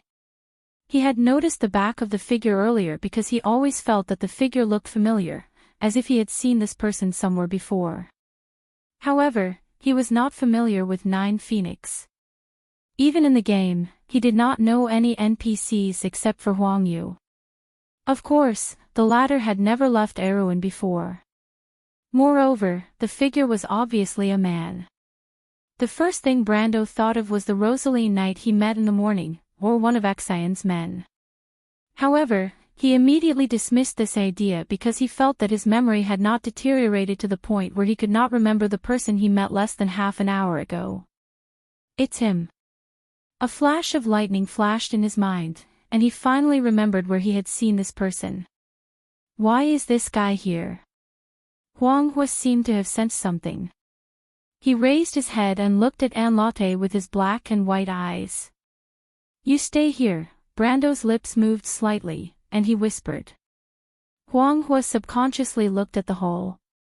At this moment, although Brando had put away the extreme plane, it had only been a second or two. The aftershock from a moment ago still lingered in the hole.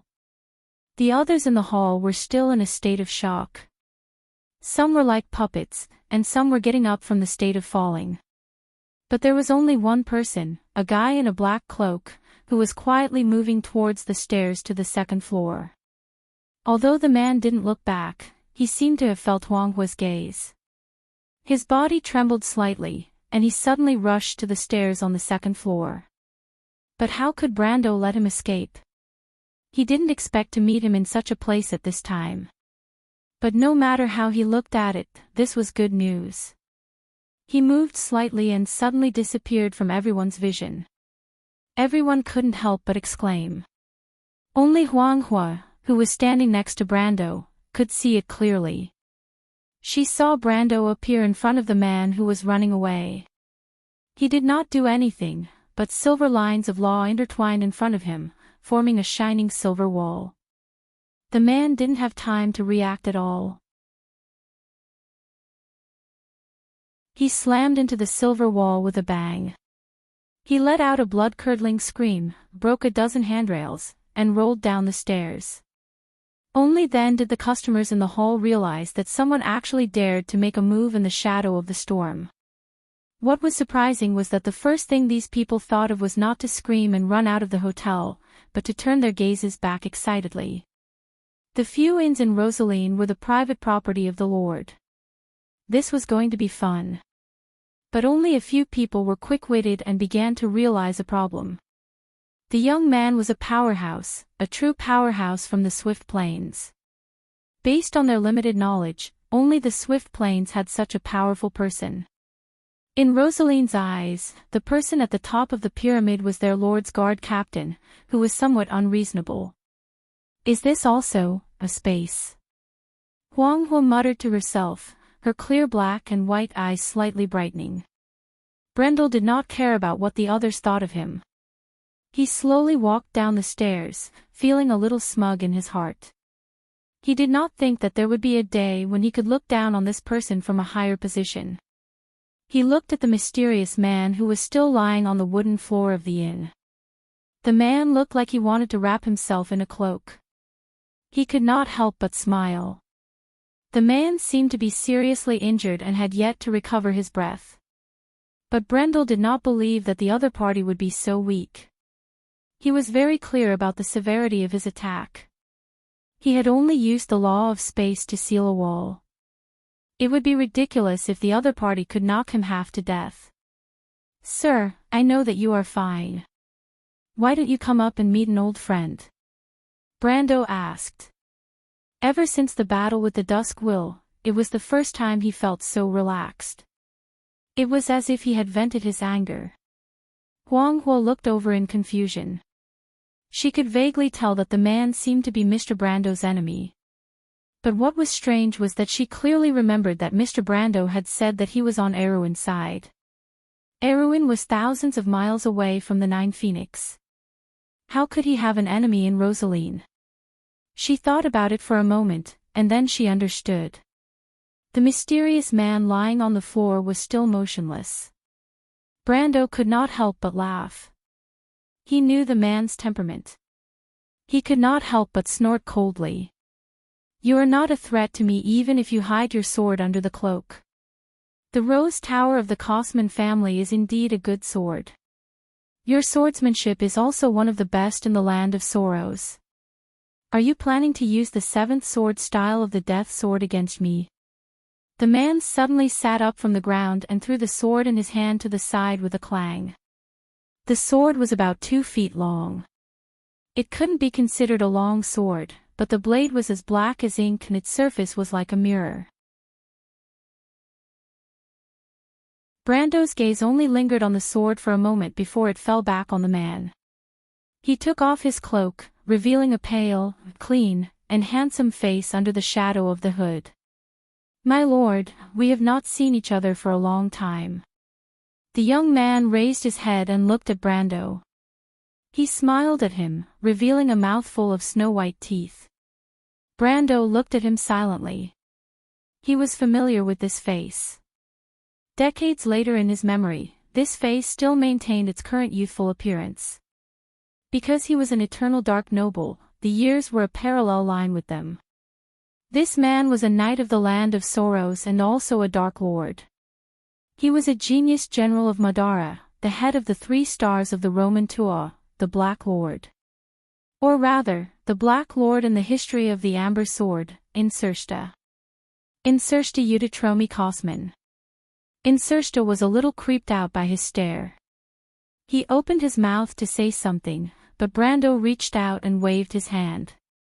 Insersta flew up and slammed into the wall on the side of the inn like a bag of flour. He snorted heavily and swallowed the words he was about to say. Brando's hand seemed to have grabbed Insersta's neck from more than 10 meters away. He slammed his hand down, and the genius general of Madara, who was still stuck to the wall, fell to the ground with a bang. The impact made a hole in the solid wooden floor of the Storm Shadow Inn's lobby. Everyone who witnessed this scene could not help but gasp. The first thing that came to their minds was not that someone dared to destroy the private property of their lord, but how much hatred this young man had for the other party. Huang Hua's eyes also flashed. She gripped her sword tightly and looked around subconsciously. She was not unfamiliar with places like the inn, but Mr. Liu rarely took her to places with many people for too long. What's more, Brando's sudden move attracted everyone's attention to her. This made the somewhat simple-minded Nine Phoenix Crown Princess feel a little uneasy. Her eyes fell on a few adventurers standing by the counter not far away. Those adventurers were ready to pay and leave early, but Brando's behavior made them a little overwhelmed. They did not know if they should pass by her and go out from the other side of the door. But what if that young man misunderstood? They clearly heard Huang Hua call the young man brother, and they had all seen the latter's strength before. Facing such a strong person, they did not dare to act rashly. The adventurers noticed Huang Hua's gaze. One of them, a young girl with short blonde hair and a little playful emerald green eyes, showed a trace of helplessness. She quickly waved her hand with a wry smile, indicating that she didn't mean any harm. Huang Hua looked at these strange people with some confusion, thinking that there were quite a lot of foreigners in the Taoist Strait recently. She could not help but sigh. She felt that her luck was really bad. As the deputy commander of the LA's Wings Night Regiment, she and her companions had come all the way from Lubeck to this place. They had overcome countless difficulties just to find the legendary Light of Wisdom. The prophecies of the prophets had come true here, but after a month of searching, there was still no clue near Rosaline. It was not easy for Nine Phoenix to come from the desert.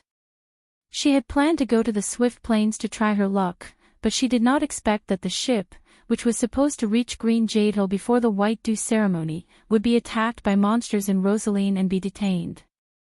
The longer they stayed in Rosaline, the less money they had in their pockets.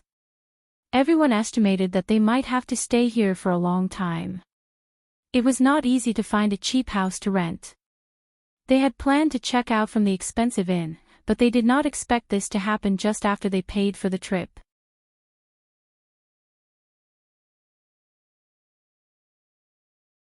Chapter 12-18. Of course, what made Adney angry was not that the young man would do anything to them, but that the chaos here would definitely attract the city lord's guards, and none of them would be able to escape. Although they were not spies or saboteurs, it was useless against the guards. It would be a lot of trouble anyway, and they might have to spend a lot of money. At the thought of spending money, Adney found the young man rather repulsive. Did he have any brains to make trouble in this place? Well, in a moment he would know how terrible the wretched old fox lord of this place was. Although the young man was a little strong, he was probably no match for that old fox. When Adney thought about the old fox's right-hand man that they had met, she could not help but feel a little scared. Of course, such thoughts could not be expressed. She forced an awkward smile on her face, and laughed foolishly at Huang Hua, who was not far away. A noble of the Nine Phoenix, she thought to herself, a lazy guy who can't tell the difference between food and water. But from the corner of her eye, she suddenly saw the guards patrolling outside the inn walking towards them. Her heart skipped a beat, and she quickly lowered her voice and said to her companions, "Let's go. Let's sneak out before that guy notices us." "Captain," the elf from before grabbed her arm, "wait. Oh my god, Naquil, let go, are you crazy?" Adney almost fainted because of her companion. Naquil was the elven archer in the team, and before he joined Raw's Feathers, he was a desert ranger in the Rosa region. She had always thought that he was a calm and rational person, and compared to the muscleheads in the team, he was the synonym for reliability and peace of mind. She even almost liked him a little. But now, she felt that she had to retract her evaluation of this idiot. What was this guy thinking? "Captain, that young man," Naquil whispered. "I know, he's causing trouble." Adney impatiently interrupted this damned blockhead, "But we don't want to get involved in this trouble, do you understand, Naquil?" She had already seen the owner of the inn calling for the attendants. They had been here for more than a month, and Adney was very clear that the person behind the inn was actually that unpleasant old man. He was the lord of the city of Rosaline. This was not good. He had to get away quickly. Quill shook his head. His vice leader was good at everything, but he was too impatient and too utilitarian. However, if it wasn't for this, the leader wouldn't have arranged for him to join the team. He was the eagle eye of the Rosa Desert and would not leave the Holy Land easily. If not for the Millennium Prophecy, he would not have come all the way here. Rosaline was indeed more prosperous than the Great Desert, but beneath the prosperity was decadence. It was not as vibrant and clean as the oasis in the desert. To be honest, as a golden elf, he did not really like human society. However, he still grabbed his vice-commander's hand and winked at the other desert knights who were disguised as adventurers, signaling them to quickly stop their vice-commander who was somewhat out of sorts. "Captain, look at his sword." Unfortunately, those muscleheads were as stubborn as ever and did not react at all. In fact, they were still watching the show and marveling at the young man's strength. Naquil couldn't help but sigh. He had no choice but to speak. "What sword?" Adney subconsciously glanced in that direction. Brando held Odorfice in his hand. The tip of the long sword, which was flowing with golden flame patterns, was pointed at Insursta's chin. It could be said that it was stuck to the tip of his pale chin. As long as he gently pushed the sword forward with his hand, this future star of Madara would be removed from this world. To be honest, he did have a deep grudge with this genius general of the undead who was destined to be famous in the future.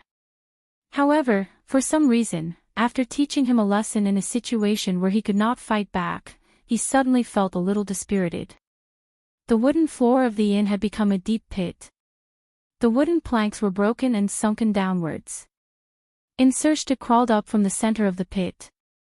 The frivolous look on his face finally faded. His eyes flashed with the flame of the soul, and he quietly looked at Brando. "I didn't expect the Lord to hate us so much. I heard that you were in Butchie at the time." The young man sighed. "It's karma for me to meet you here. I admit that I'm unlucky and have no complaints. Count, please do as you please. I only have one request, and that is to give me the dignity I deserve. You don't deserve anything, but you don't have to be responsible for the hatred between the undead and the humans." Brando put down his sword and walked forward. He grabbed Insursta by the collar and lifted him up from the ground. The future genius general of Madara seemed to have improved his strength by leaps and bounds these days. He had faintly shown signs of elemental activation, but he was still unable to move in Brando's hands. "Tell me, why are you in this place? Has the second invasion of Madara begun? Is Tarkus also around here? It seems that when you left Erewhon, my lord, the second war hadn't broken out yet." Insursta stared at him with some surprise and replied with difficulty, "Oh, yes, at that time, my lord was on a diplomatic mission to the Cruz Empire." "So, you had already expected that we would invade Erewhon?" He couldn't help but look at Brando with eyes full of curiosity. "I've always thought that your excellency just had some courage and good luck. Now it seems that it was a mistake not to report the Battle of Tonajol to His Majesty in detail. So, it seems that the biggest threat to the Empire in Erewhon may not be the ambitious eldest son of the Emperor, but your excellency." Brando was full of dissatisfaction with this guy's nonsense. He raised his hand and threw him out. The latter groaned and fell heavily into the corner of the wall. Then he got up with a bitter smile, wiped his nose and looked at Brendel. "So, Your Excellency doesn't even intend to leave me with my last bit of dignity." "Dignity is earned by oneself, not given by others," Brando said. "You are a genius of the land of sorrow. Then tell me, why are you here?" "Of course, it's to work for His Majesty." Incersta twisted his neck with great effort and answered without hiding anything. "You are the contact with the Phantom Chariot?" Brando suddenly reacted and asked. Incersta looked at him with some surprise. "You guessed it." His eyes then fell on Phoenix when not far away, and showed a hint of understanding. "It seems that in order to destroy His Majesty's plan, Your Excellency did not hesitate to come to Jiufeng. I have always suspected that your actions in Tonajul were against us. Unfortunately, Tarkus did not agree with me and thought that it was just my wishful thinking." He smiled bitterly. "I didn't expect this absurd premonition to come true." Brando was stunned. He did not expect that the future star of Madara had been paying attention to him. For a moment, he did not know whether to be glad or happy. However, he did not come to Jiufeng to target Madara. If he did not come to this place by accident, he would not have known that Madara had so many dirty tricks in Jiufeng. However, he did not expose him. He only asked, "Why didn't you participate in the Second War of the Black Roses?" "What is the Second War of the Black Roses?" Incersta's handsome face was slightly stunned, and then he reacted. He asked in confusion, "Why should I participate in the Second War of the Black Roses? I thought that the person with the Mercury staff should have absolute trust in you. You should have had the opportunity to become the commander of this war." "So, who is the current commander?"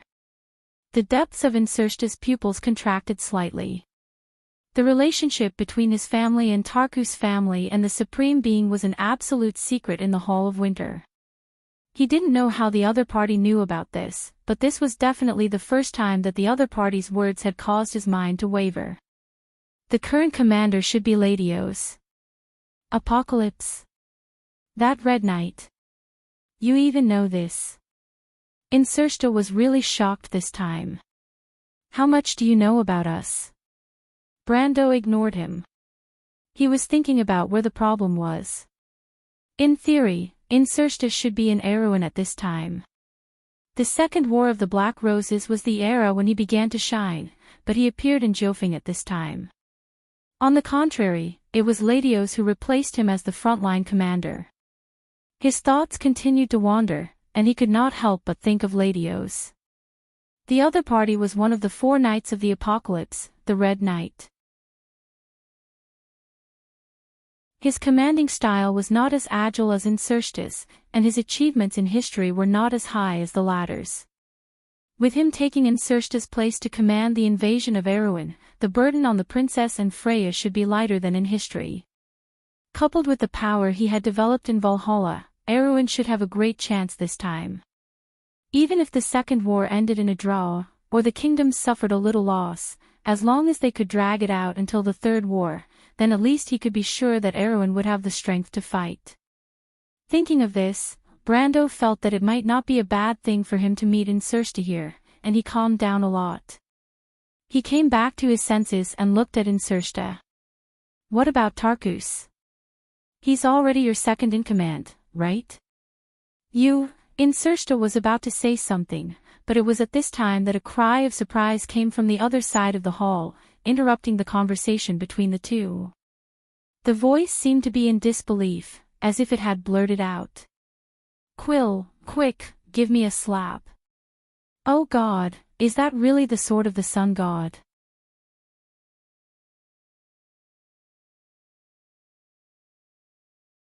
Chapter 12:19. Of course, Quill would not slap his deputy commander. In fact, when she was yelling, the guards outside had already entered the inn. At this time, the owner of the inn immediately ignored the waiter he had called and shouted to the guards, "Catch that troublemaker." The guards were stunned for a moment. Then, they raised their spears and prepared to rush in from outside, but they had forgotten the existence of one person. Huang Hua raised the long sword in her hand.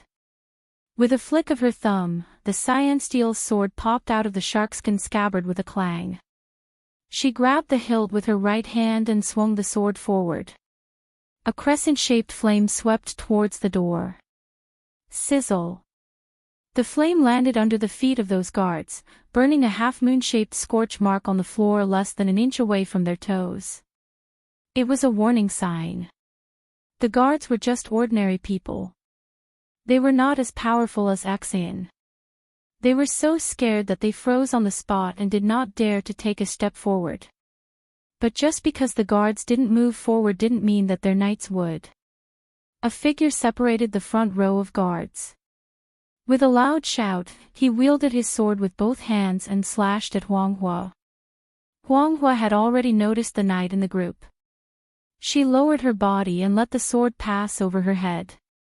Her heart was as calm as still water. It was as if everything around her was reflected in her heart. She let the knight's two-handed sword slash at the counter as the owner of the inn screamed in fear. It made a cracking sound and sent wood chips flying. At the same time, the long sword in her hand was as red as fire. She stabbed the knight's chest and abdomen from the bottom to the deck. Clang, clang, clang. After 3 consecutive stabs, the knight was forced to take 3 steps back.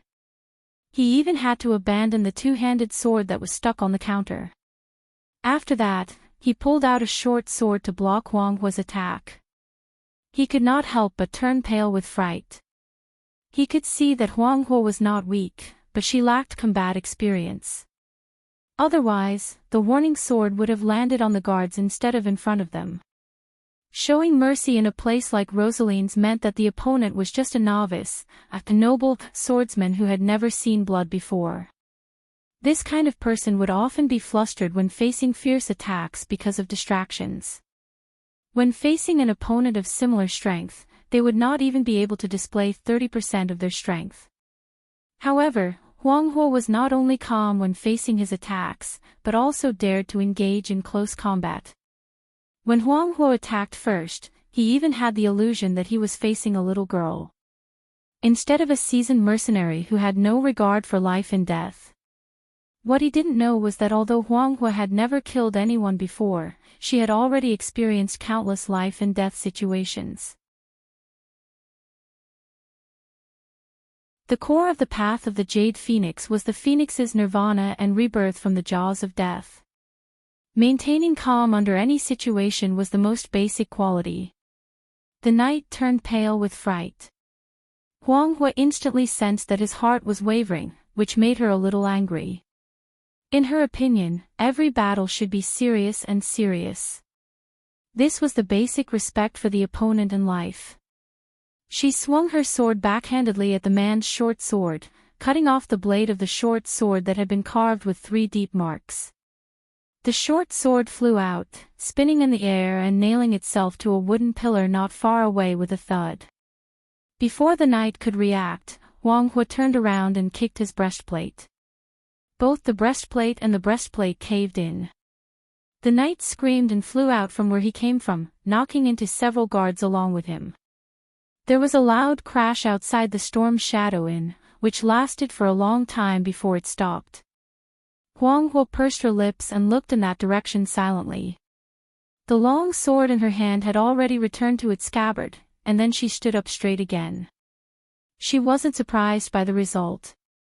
The knight's strength was much weaker than hers, but he dared to be distracted during the battle. She didn't kill him, otherwise he would have been a corpse by now. The atmosphere of this place made her frown. In the 9 Phoenixes, in the Jade Phoenix clan, there would never be such a blasphemous battle. She wasn't surprised, but the others were. Other than Brando, the inn was almost silent again. Most of the guests in the inn were not fools. Other than the weak inn owner, no one would think that these guards could do anything to the young man. After all, the strength that the young man displayed was at the level of the elemental realm. In Rosaline, the only person who could suppress these elemental realm adventurers and swordsmen from the 9 phoenixes was the Lord of Rosaline's guard captain, Bobin. But they didn't expect that the little girl that Brando brought, who looked as delicate as a porcelain doll, would be so strong.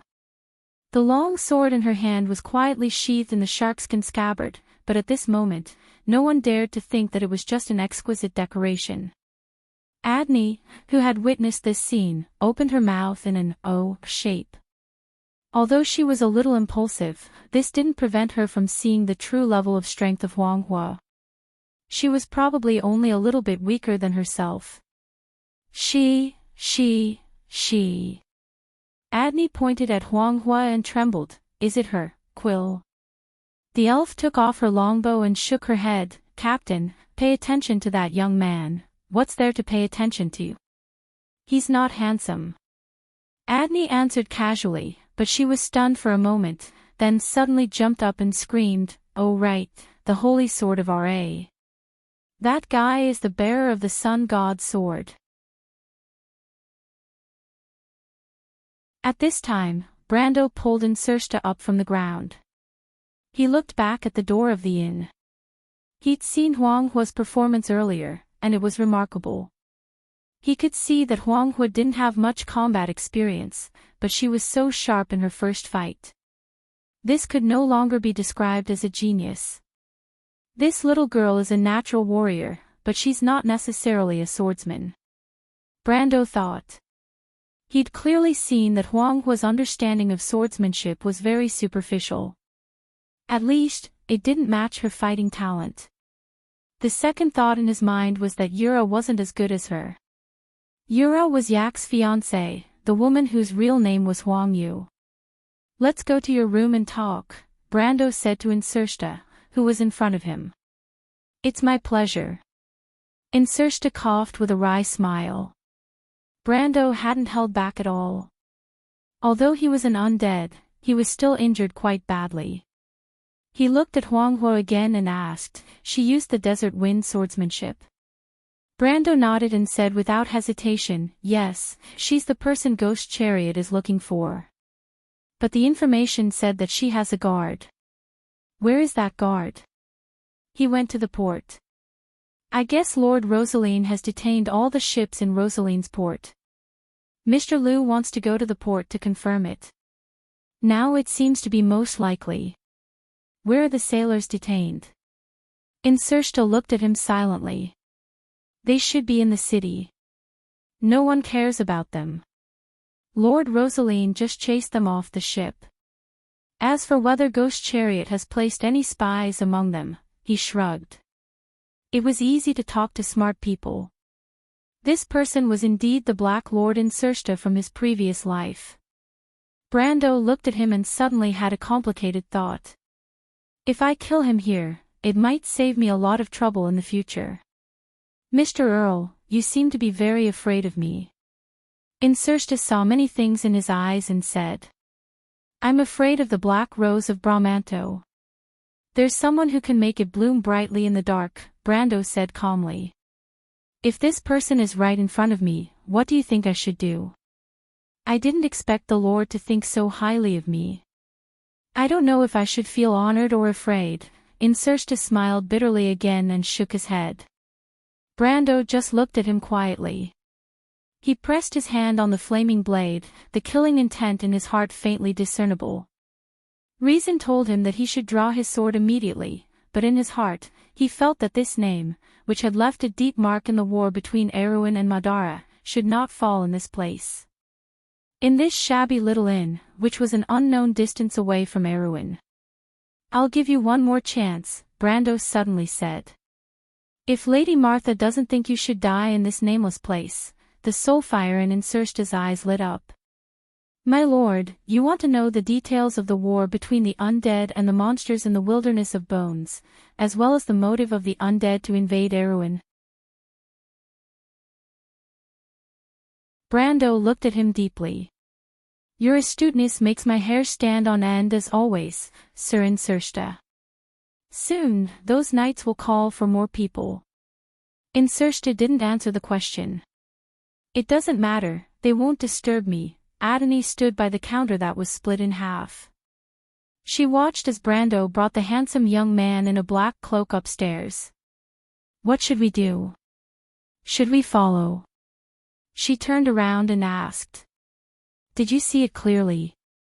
Is that person really holding the sacred sword of Ra? That looks like, but it doesn't look like it either. The knights spoke one after another.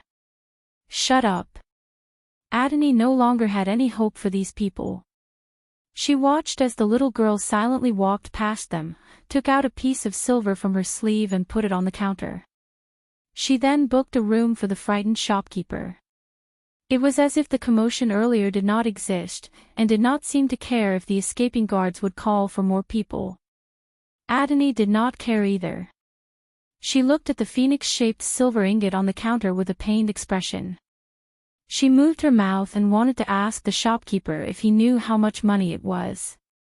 But Huang Hua had already turned around, parted the crowd, and followed Brendel up the stairs, leaving only her back view.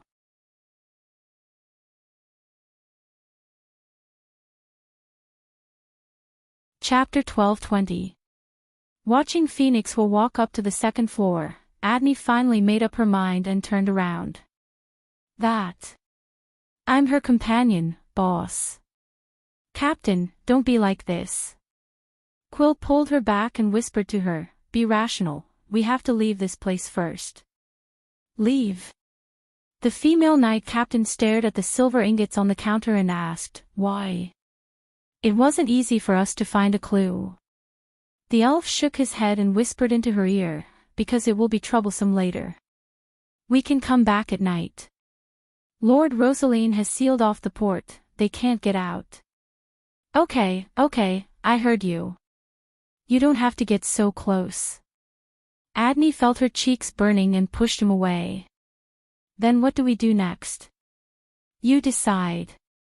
Quill nodded and said to the others in a low voice, that person has the sun god's sword. He must have some kind of relationship with the prophecy. And even if he's not that person, we have to find a way to get close to him and get clues from him. The knight nodded. Clearly, they trusted the latter more than they trusted their vice-captain. Mr. Kasaf. Ahem, Delphian coughed and asked with concern, you said there was a foreigner among those gentlemen. The afternoon sun shone through the trees and landed on the young lady's body. Her skin was so pale that it was almost transparent, as if a gust of wind could blow her away. She was so delicate that it made one's heart flutter. Kasaf couldn't bear to see her like this. He quickly replied, those aren't gentlemen, Miss Delphian. You might not know, but they are parasites, villains, robbers, and bandits. I'm afraid those who hang out with them aren't good people. They call that person Mr. Brando. Just listen to that name, it's so vulgar and mediocre. It's obviously an alias. A deep light flashed in Delphian's eyes, but it fooled everyone's eyes. She maintained her performance well and said, perhaps you're right, Mr. Kasaf. Kasaf felt as if he had drunk a spoonful of ice water on a hot summer day. His entire body felt light as a feather, and he was about to continue the conversation. However, the leader of the guards beside him reminding him that he was not here to please the lady. Instead, he had other important matters to attend to. However, just as he opened his mouth, he was stuck again. He looked awkwardly at Delphian and then at Bobin. Only a few people in Rosaline knew about the cooperation between the Lord and the Ghost Chariot. He did not know if this lady knew about the inside story. Lord Rosaline was stunned for a moment before he reacted. He was about to say something, but Delphine was very sharp. She coughed softly and immediately replied softly, my lord, please allow me to return to my room to rest. Seeing Delphian's back being supported by the maid, Kassav looked at his lord and could not help but compliment, what a smart lady. It's not necessarily a good thing for a woman to be too smart, but Miss Delphine is an exception. Lord Rosaline chuckled, and said rather proudly, she's really a fairy-like woman. Only with the help of such a woman behind a man's back can he succeed. Kassav could not help but look in that direction with jealousy. That fairy-like woman had already disappeared from the courtyard. Only Bobin still had a deadpan expression on his face, as if he had not seen what had just happened. After sending the maid away, Delphine carefully closed the door to her room and returned to her desk. She took a few quick breaths, and it seemed that her weakness was not completely faked. She opened the drawer and took out a notebook.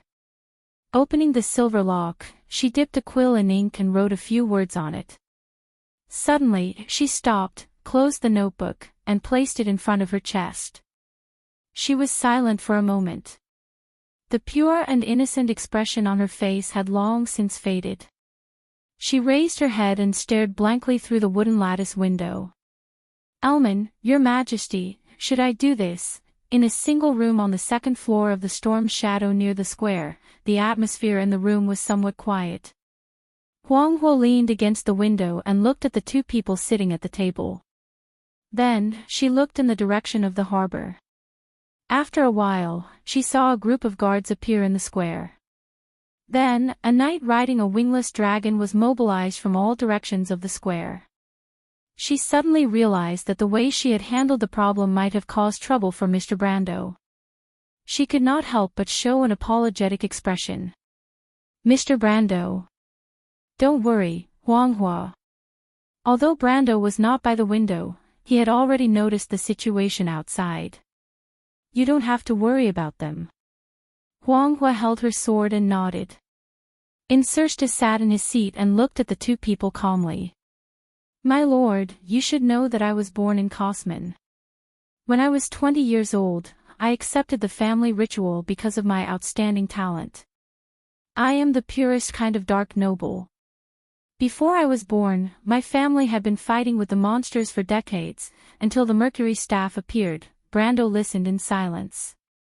Compared to the collusion between Madara and the Chariot Spectre, he was indeed more concerned about the war between the undead and the crystal revealed from Mr. Liu and Xian Jian's words.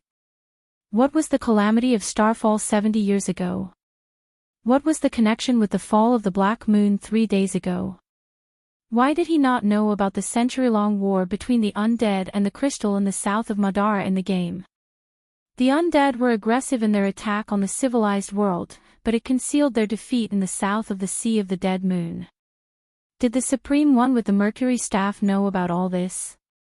He did not care about the grudge between the Jade Phoenix and the Chariot Spectre, nor did he care about the undead's arrangement in the east. He was only interested in the entanglement between them and the dusk. It was as if he had inherited a keen sense of smell from the game, which made him feel that there might be something he wanted behind the scenes. Why did Madara launch an attack on the civilized world? The undead were not cultists who did not care about anything. They were not crazy enough to destroy the foundation of civilization and the world order. Insersta seemed to have seen through his thoughts at a glance. He knew that this person had long known that he would be interested in the entanglement between the crystal and the undead. He also knew that since he appeared here, he must have heard the relevant rumors. The dark road that had flourished for so many years was suddenly closed, not to mention that the strange monsters had just visited Rosalind. "You and I are the same kind of people, Count."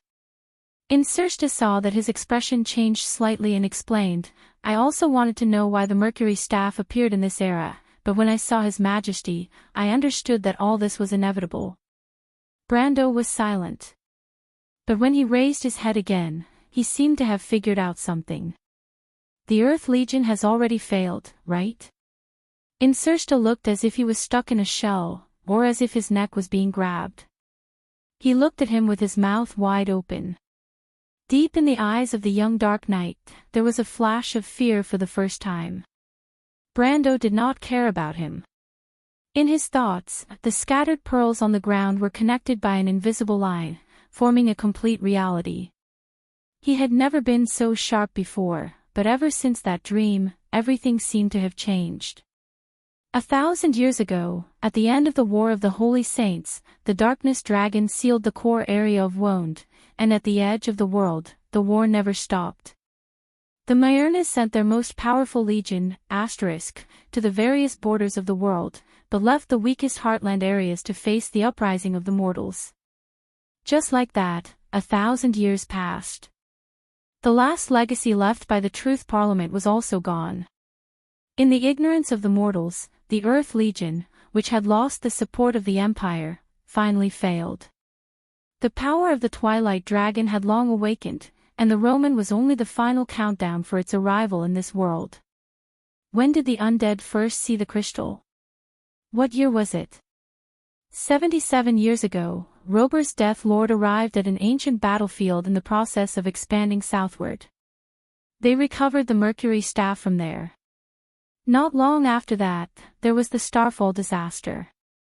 That Starfall disaster could only be seen in the south of Madara and the Nine Phoenix area. Not long after, cracks appeared at the border of the Black Forest, and the strange monsters began to invade our world. Even if you have the Mercury staff, you can't resist them.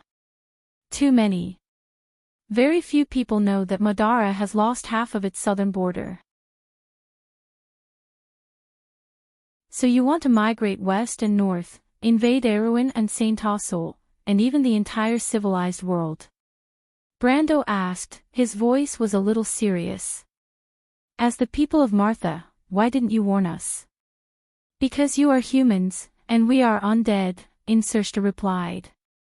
And we are not just running away. Because of Erewhon. Insursta stared at him, and for the second time, he was stuck. After a long while, he slowly opened his mouth. This time, it's you who makes me feel afraid, my lord. P.S. I wanted to recommend this 2 days ago, but I kept updating it too late, so I forgot. Lord Sovan Ao is back writing again, and I believe that some of you must still remember his wizard story. This is my DM, and his things are definitely more reliable. So I recommend his new book, 20-Sided Dice, book number 3559491. My friends who are out of books can go and take a look.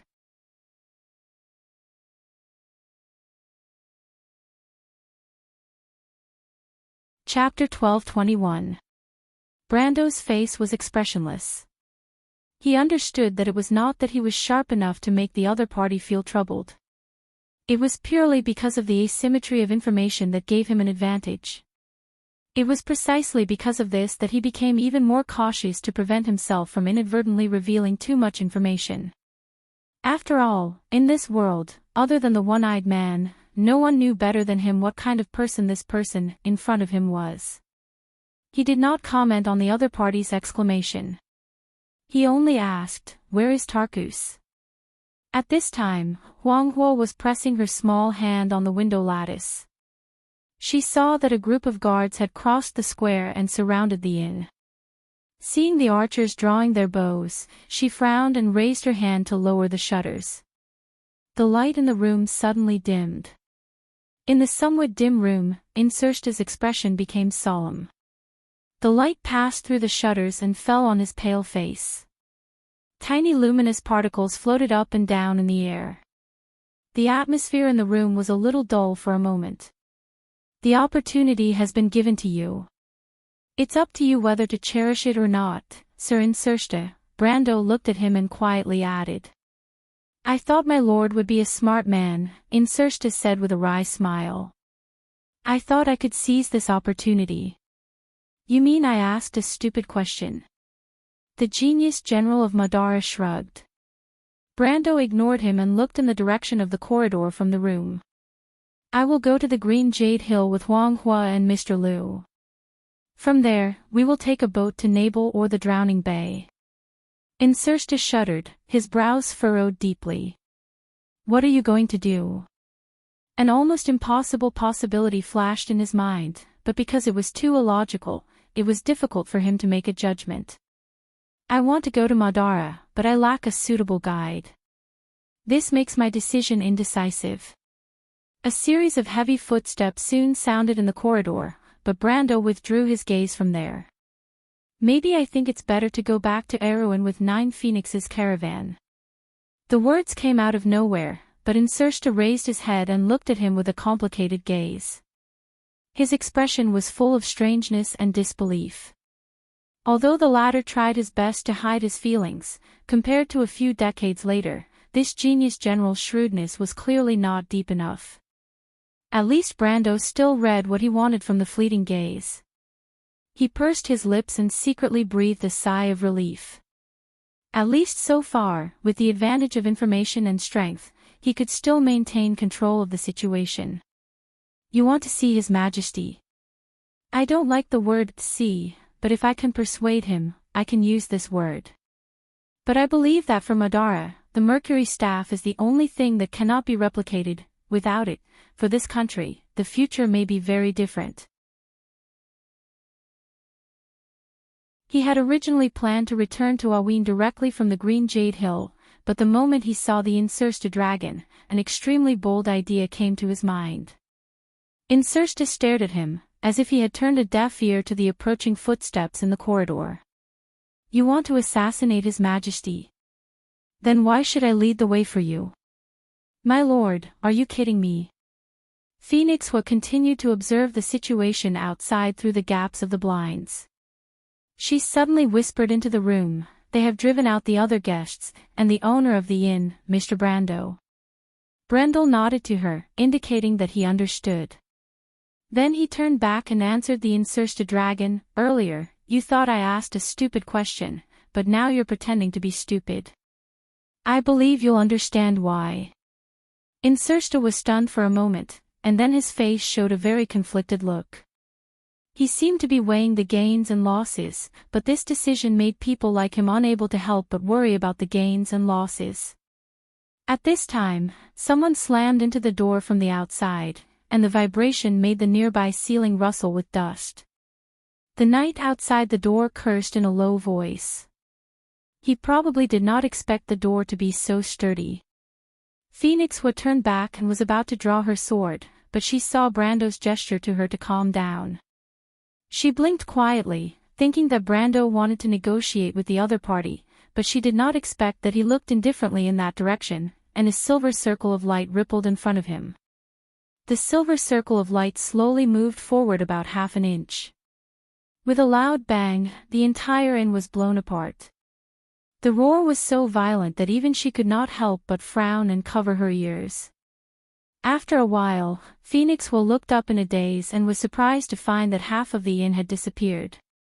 To be exact, 7 or 8 steps from where Brando was standing, and 3 or 4 steps from where the man in the black cloak was sitting, the back half of the inn had disappeared, leaving only the broken wooden floor hanging there alone. The original position of the bed and furniture, the aisle leading to the corridor, the wall in that direction, and the door on the wall were all gone.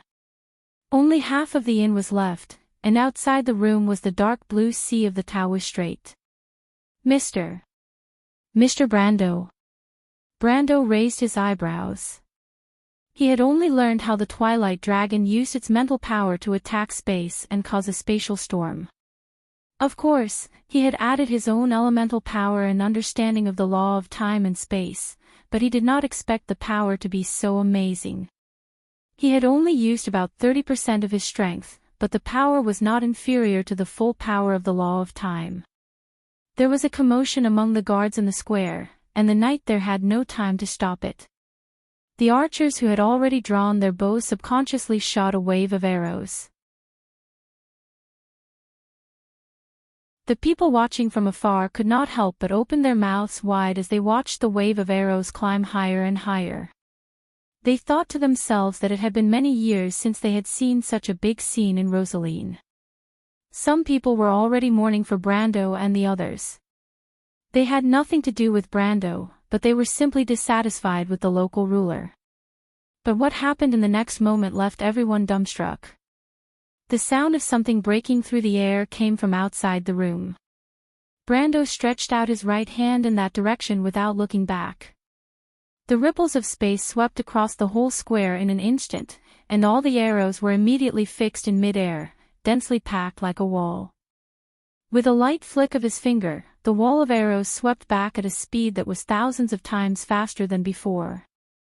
Like a storm, the guards in the square were beaten into a disorderly state.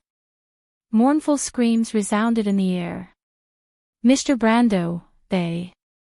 Huang Hua could not bear it. Brando shook his head. After all, Huang Hua was too naive, but he would not use his power to kill the innocent. I didn't kill them, but if I don't teach these people a lesson, they won't retreat easily. Huang Hua quickly turned around and saw that most of the people on the ground were just injured. At this time, the morale of the lords in the square had collapsed, and many people had thrown away their weapons and started to escape. Even a few knights were among them. She could not help but look at Brando apologetically, thinking that she had accidentally misunderstood him. Mr. Brando was indeed a true swordsman, and only such a person could walk on the path of the extreme. She also admired Brando. Not only did he have a heart to restrain power, but he also had a meticulous control of space power. 1 against 100, what a spectacular scene. Huang Hua silently held his sword, wondering when he would be able to have such strength.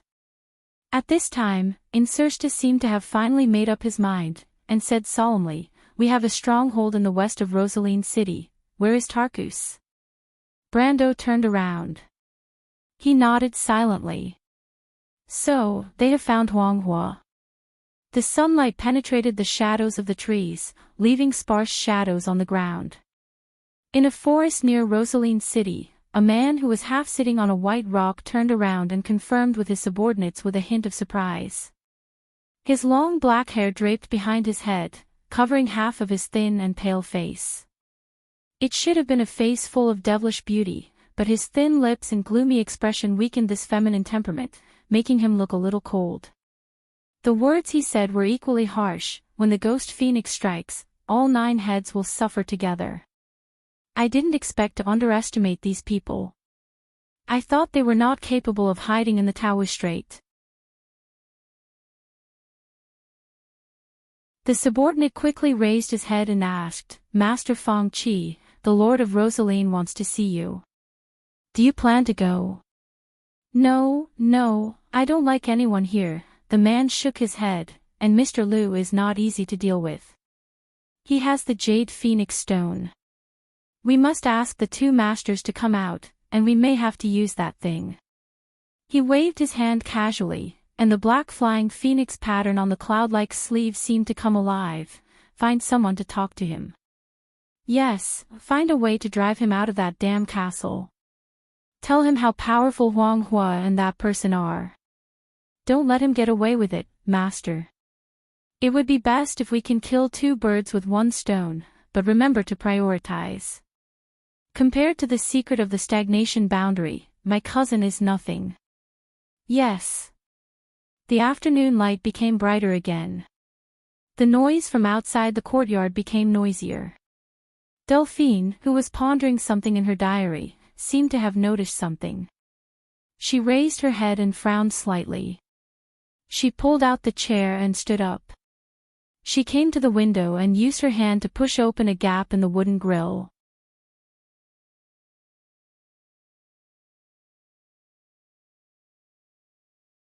Chapter 12:22.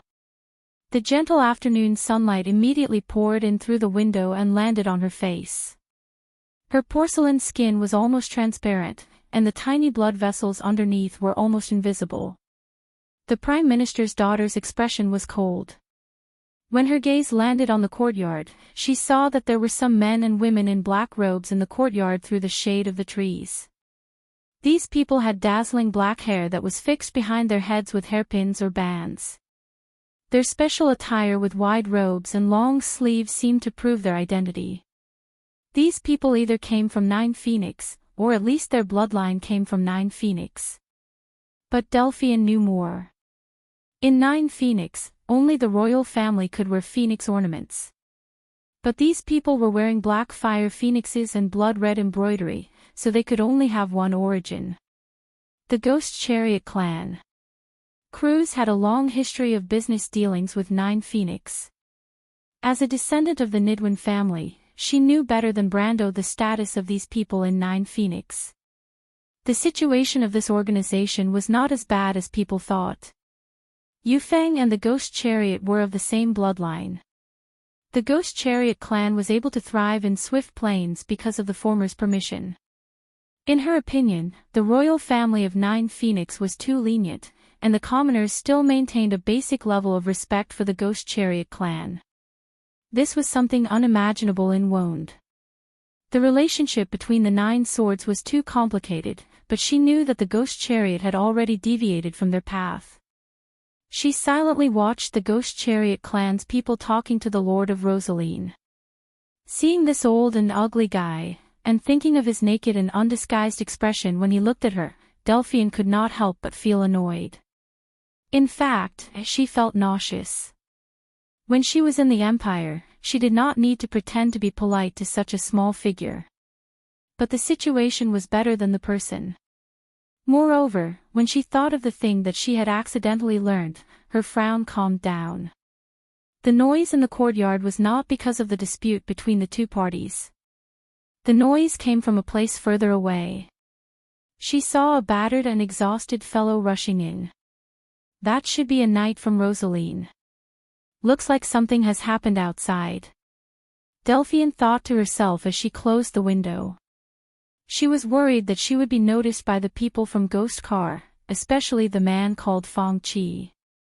The man's eyes made her feel like she had been seen through. Even in front of that person, she had never felt this way. She had always believed in her intuition as a woman. Sometimes, avoiding danger was more important than finding out the truth. Skipping over self-confidence might not be a good thing. I don't know. It has nothing to do with him. Delphian silently sat back in her chair. She closed the diary and locked it.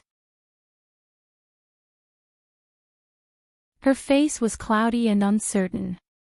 No one knew what she was thinking. After a while, she vaguely heard more noises coming from outside, as if the whole castle had come alive. The Nidevan family also had their own territory and castle. The Prime Minister's daughter was very familiar with that voice. The old man was mobilizing his knight. It seemed that something big had indeed happened outside. She frowned a little uneasily. There were people running around outside the corridor. Delphian waited silently for a moment. Suddenly, she opened the door and grabbed the maid who was running in a panic. However, the maid was too strong. She opened the door too suddenly and almost fell to the ground. The maid screamed in fright. Now, everyone in the castle knew that this somewhat weak and easy to get along with lady would probably become their future mistress. She hurriedly and carefully helped Delphian up, as if she was afraid that the other party would vent her anger on her. Miss Delphian, Delphian's face was pale. She smiled weakly at her and said, "It's nothing. It's my fault, Miss Madeline. Martha above." Seeing her like this, the maid felt even more guilty. My impulsive temper really deserves to be cursed. I'm really sorry, Miss Delphian. Did something happen outside? Delphian hurriedly asked. The maid was stunned for a moment before she remembered something. Of course, something big has happened. Someone is causing trouble in the castle and injured many of the Lord's knights. She exclaimed and said with a little fear. I hope it's not a monster that entered the castle. But the Lord has already sent Mr. Boban out with the night guards. There shouldn't be any problem. Nothing will happen, Madeline. Mr. Boban will take care of it. Delphian comforted her. The maid hurriedly nodded. By the way, where is the Lord? The Lord is preparing the horse. Prepare the horse. Is the Lord going out as well? Of course. He's worried that it's another monster causing trouble. He's worried, so he wants to follow. By the way, the Lord wants you to rest in peace, Miss Delphian. Delphian silently nodded. After bidding farewell to the impatient maid, she closed the door again and pressed her back against the door. Her vest was completely soaked. She let out a long breath and her eyes flashed with an inexplicable brilliance. She returned to the desk and waited for about a quarter of an hour before the noise outside finally quieted down. Delphine glanced at her diary and then silently pulled a string on the desk. The bell connected to the string immediately jingled. After a few minutes, there was a knock on the door. A somewhat childish voice asked from outside the door. "Miss Delphine, are you calling for me?" Delphine gently took a breath. "Come in, Seabass." The door was pushed open with a cautious sound, and a dark-skinned young man wearing a gray robe and jacket walked in. He carefully looked around the room, and then his eyes fell on Delphine's back. His eyes were suddenly filled with admiration and respect. "Miss Delphine, is something wrong?" the young man asked in a low voice. "Is his lordship here?" "His lordship has gone out, Miss Delphine." The look on Delphine's face relaxed a little. "I need you to do me a favor, Seabass." The young man was slightly taken aback. Then, a solemn expression appeared on his face. "Miss Delphine, if you have any instructions, please let me know." She picked up the diary on the desk and asked, "That friend of yours, is he really reliable?" "That Uncle Axayan may be making a living in the underworld, but he is actually a good person." The young man keenly asked. "Miss Delphine, do you have something you need to do in Rosaline City?" "About that. Ask your friend to help me find a person. His name is Brando. He is not a local and his characteristics are very obvious. It should be easy for you to find him." She turned around and looked at the young man who was looking at her with a slightly intoxicated expression. She handed the diary to him. "When you find that person, give this diary to him. However, before that, you must keep this diary with you. You cannot give it to anyone, and you cannot tell anyone about it. Do you understand?" "I understand." Seeing the solemn expression on her face, the young man replied in a methodical manner. "Will you keep it a secret for me, Seabass?" "I will definitely keep it a secret for you, Miss Delphine." The young man's breathing became heavier. "Miss Delphine, you have saved my life, so Seabass' life belongs to you." "Very well. Do you remember what I said?" The young man quickly repeated it. Delphine nodded her head and smiled faintly. "That's right. When you find that person, tell him that after page 77 of the diary." "After page 77, Miss Delphine, I will keep it in mind." Seeing the other party smile at him, the young man was stunned. He quickly swore again and again that he would not reveal the secret. After that, he left with this solemn vow. Delphine watched as the young man's figure disappeared outside the door. Then, as if she had collapsed, she supported herself on a chair and sat down. She did not have much time. It was not easy for her to choose a reliable character to make the other party believe that she had saved his life. She did not expect that in just a short day, she would have to use this relationship. Although the time was too short, it had its advantages. Sometimes, when a person's passion had not yet dissipated, they would do many things without thinking. Although this situation was not very reassuring, she understood that she did not have much of a choice. As for using others, the daughter of the Prime Minister had never felt any psychological burden at all. She sat on the chair and rested for a moment. After being injured again, she felt that her body was much weaker than before.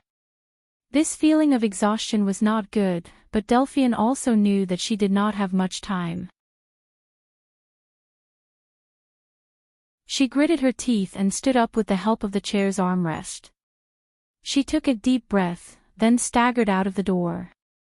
Brando and Huang Hua stood in a closed alley. This should be the slum in the west of Rosaline City. The huts and messy buildings piled up to form a dead end. The surrounding environment was not very good, and there was a disgusting stench in the air. About a few minutes ago, they saw Immerse use a secret signal to knock on a tightly shut door. The genius general of Madara signaled them to be patient, and then his figure disappeared behind the door. After that, there was no more movement. Huang Hua stood beside Brando, holding her sword. She wanted to say something several times, but in the end, she held back. The path of the Jade Phoenix was about calmness.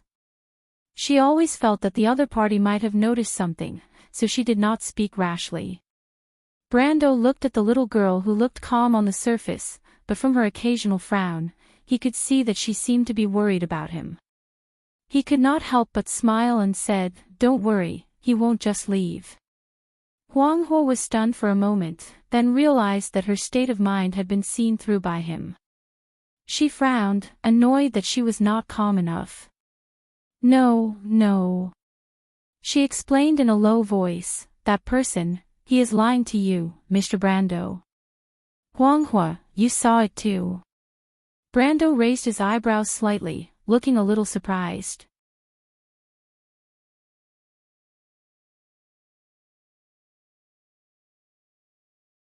Chapter 12:23. Huang Hua thought for a moment. Or it should be said that when he promised to take you to Madara, he didn't tell the truth. She frowned slightly. He has other intentions in mind. "Thank you, Miss Huang Hua, but I know. Mr. Brando, you know." Huang Hua looked up at him with a hint of doubt in her starry eyes. "I know his intentions, just as he knows mine. Enrich is a smart man. He and I are just betting. This man likes to take the unconventional path. As for his deputy, Gustav, he is the exact opposite of him."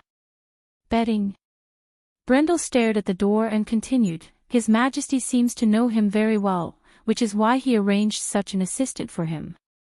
They are natural partners, but I believe that he will be able to convince Gustav this time. I don't quite understand, to put it simply, what they want is the things on me. Or to be more precise, the person behind the door wants these things. And he knows that a few things are on me. He wants to take me to the realm of eternal death and bet that Madara has a way to deal with me.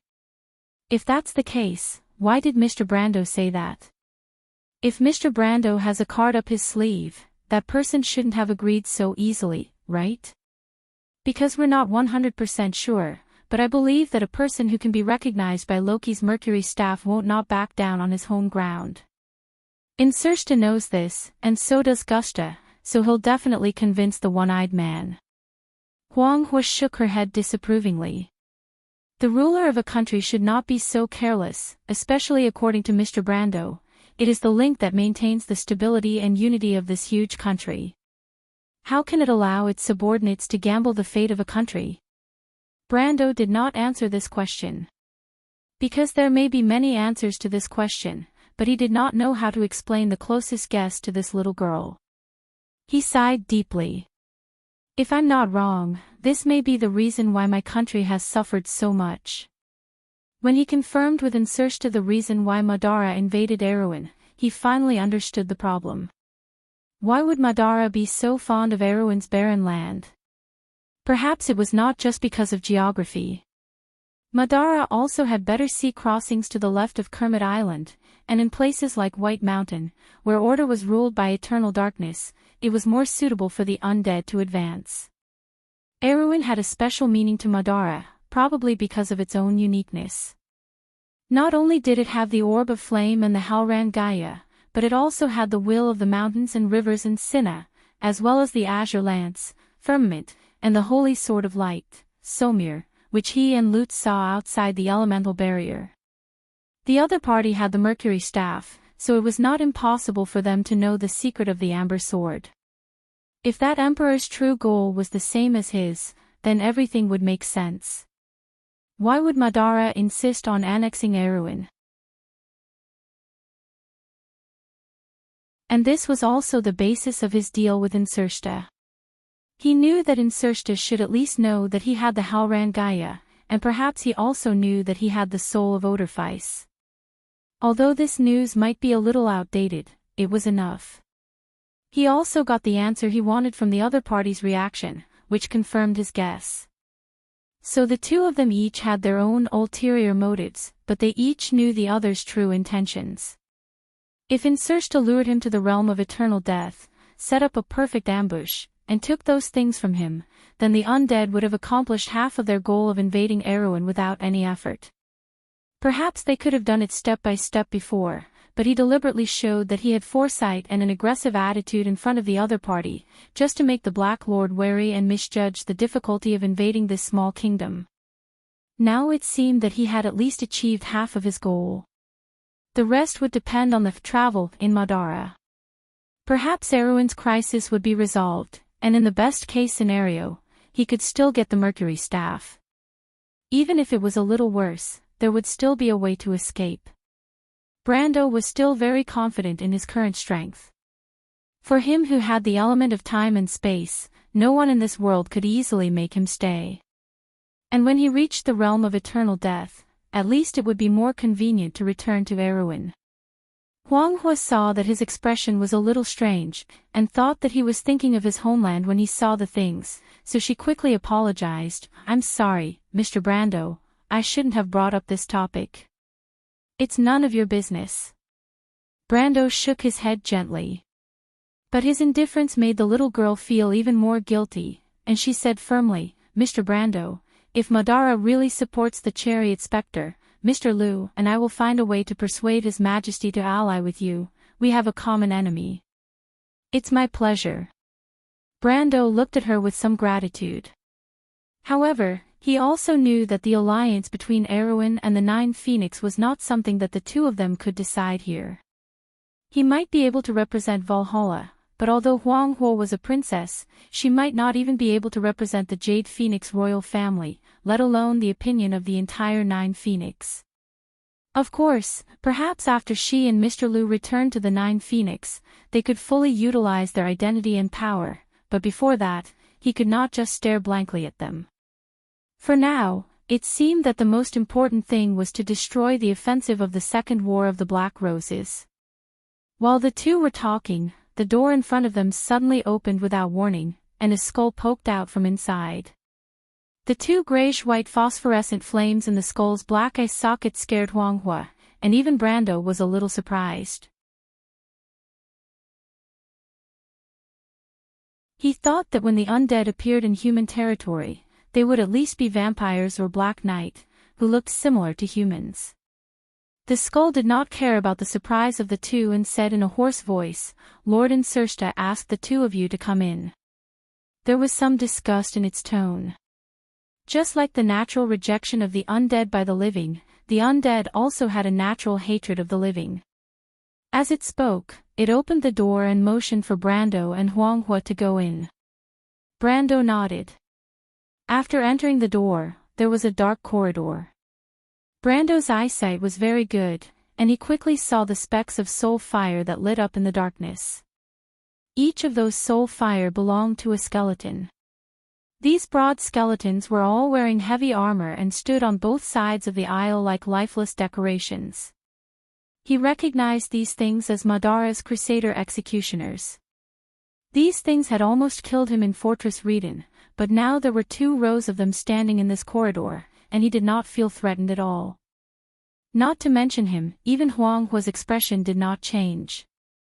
As a swordsman with elemental awakening strength, these things were not much different from oversized toys to her. She did not seem to have the natural fear of darkness that ordinary girls had. Her pair of eyes shone in the dark environment, as if she was born for such an environment. Brando was worried that Huanghua might not be used to it, but seeing her like this, he could not help but breathe a sigh of relief. The skeleton led the way forward at an unhurried pace, but Brendel did not have the patience. He narrowed his eyes and extended his darkness perception outwards.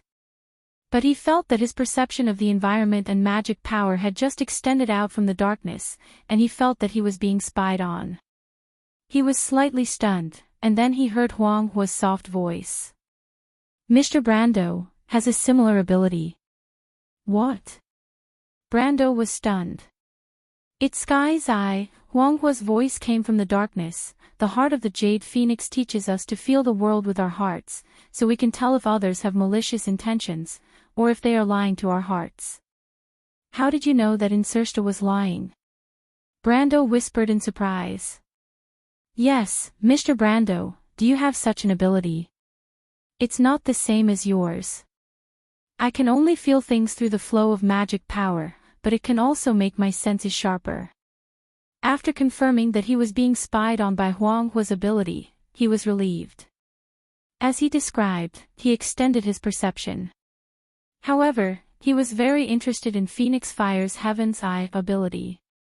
It was very similar to the clear mirror from Aween's White Raven sword style, or the deep analysis that he learned from the Silver Elves.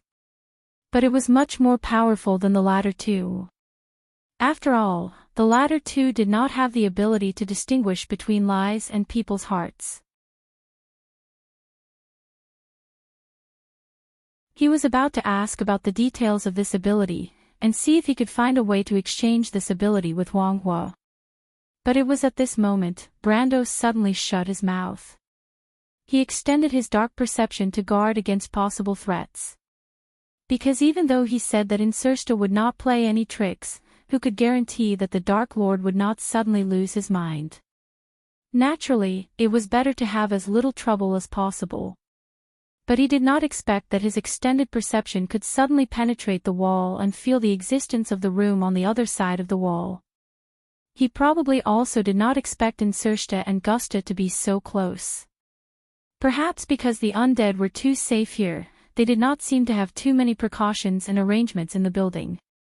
So Brando immediately heard a somewhat unfamiliar voice. Have you thought about the consequences? You're tuning into the LoveLore Library YouTube channel. We're so grateful for your support, and don't forget to subscribe to join us on this incredible journey through captivating stories. Your generosity through donations truly makes a world of difference, as it's the primary source of revenue that allows me to expand and enhance this channel for you. Thank you from the bottom of my heart for being a part of this adventure.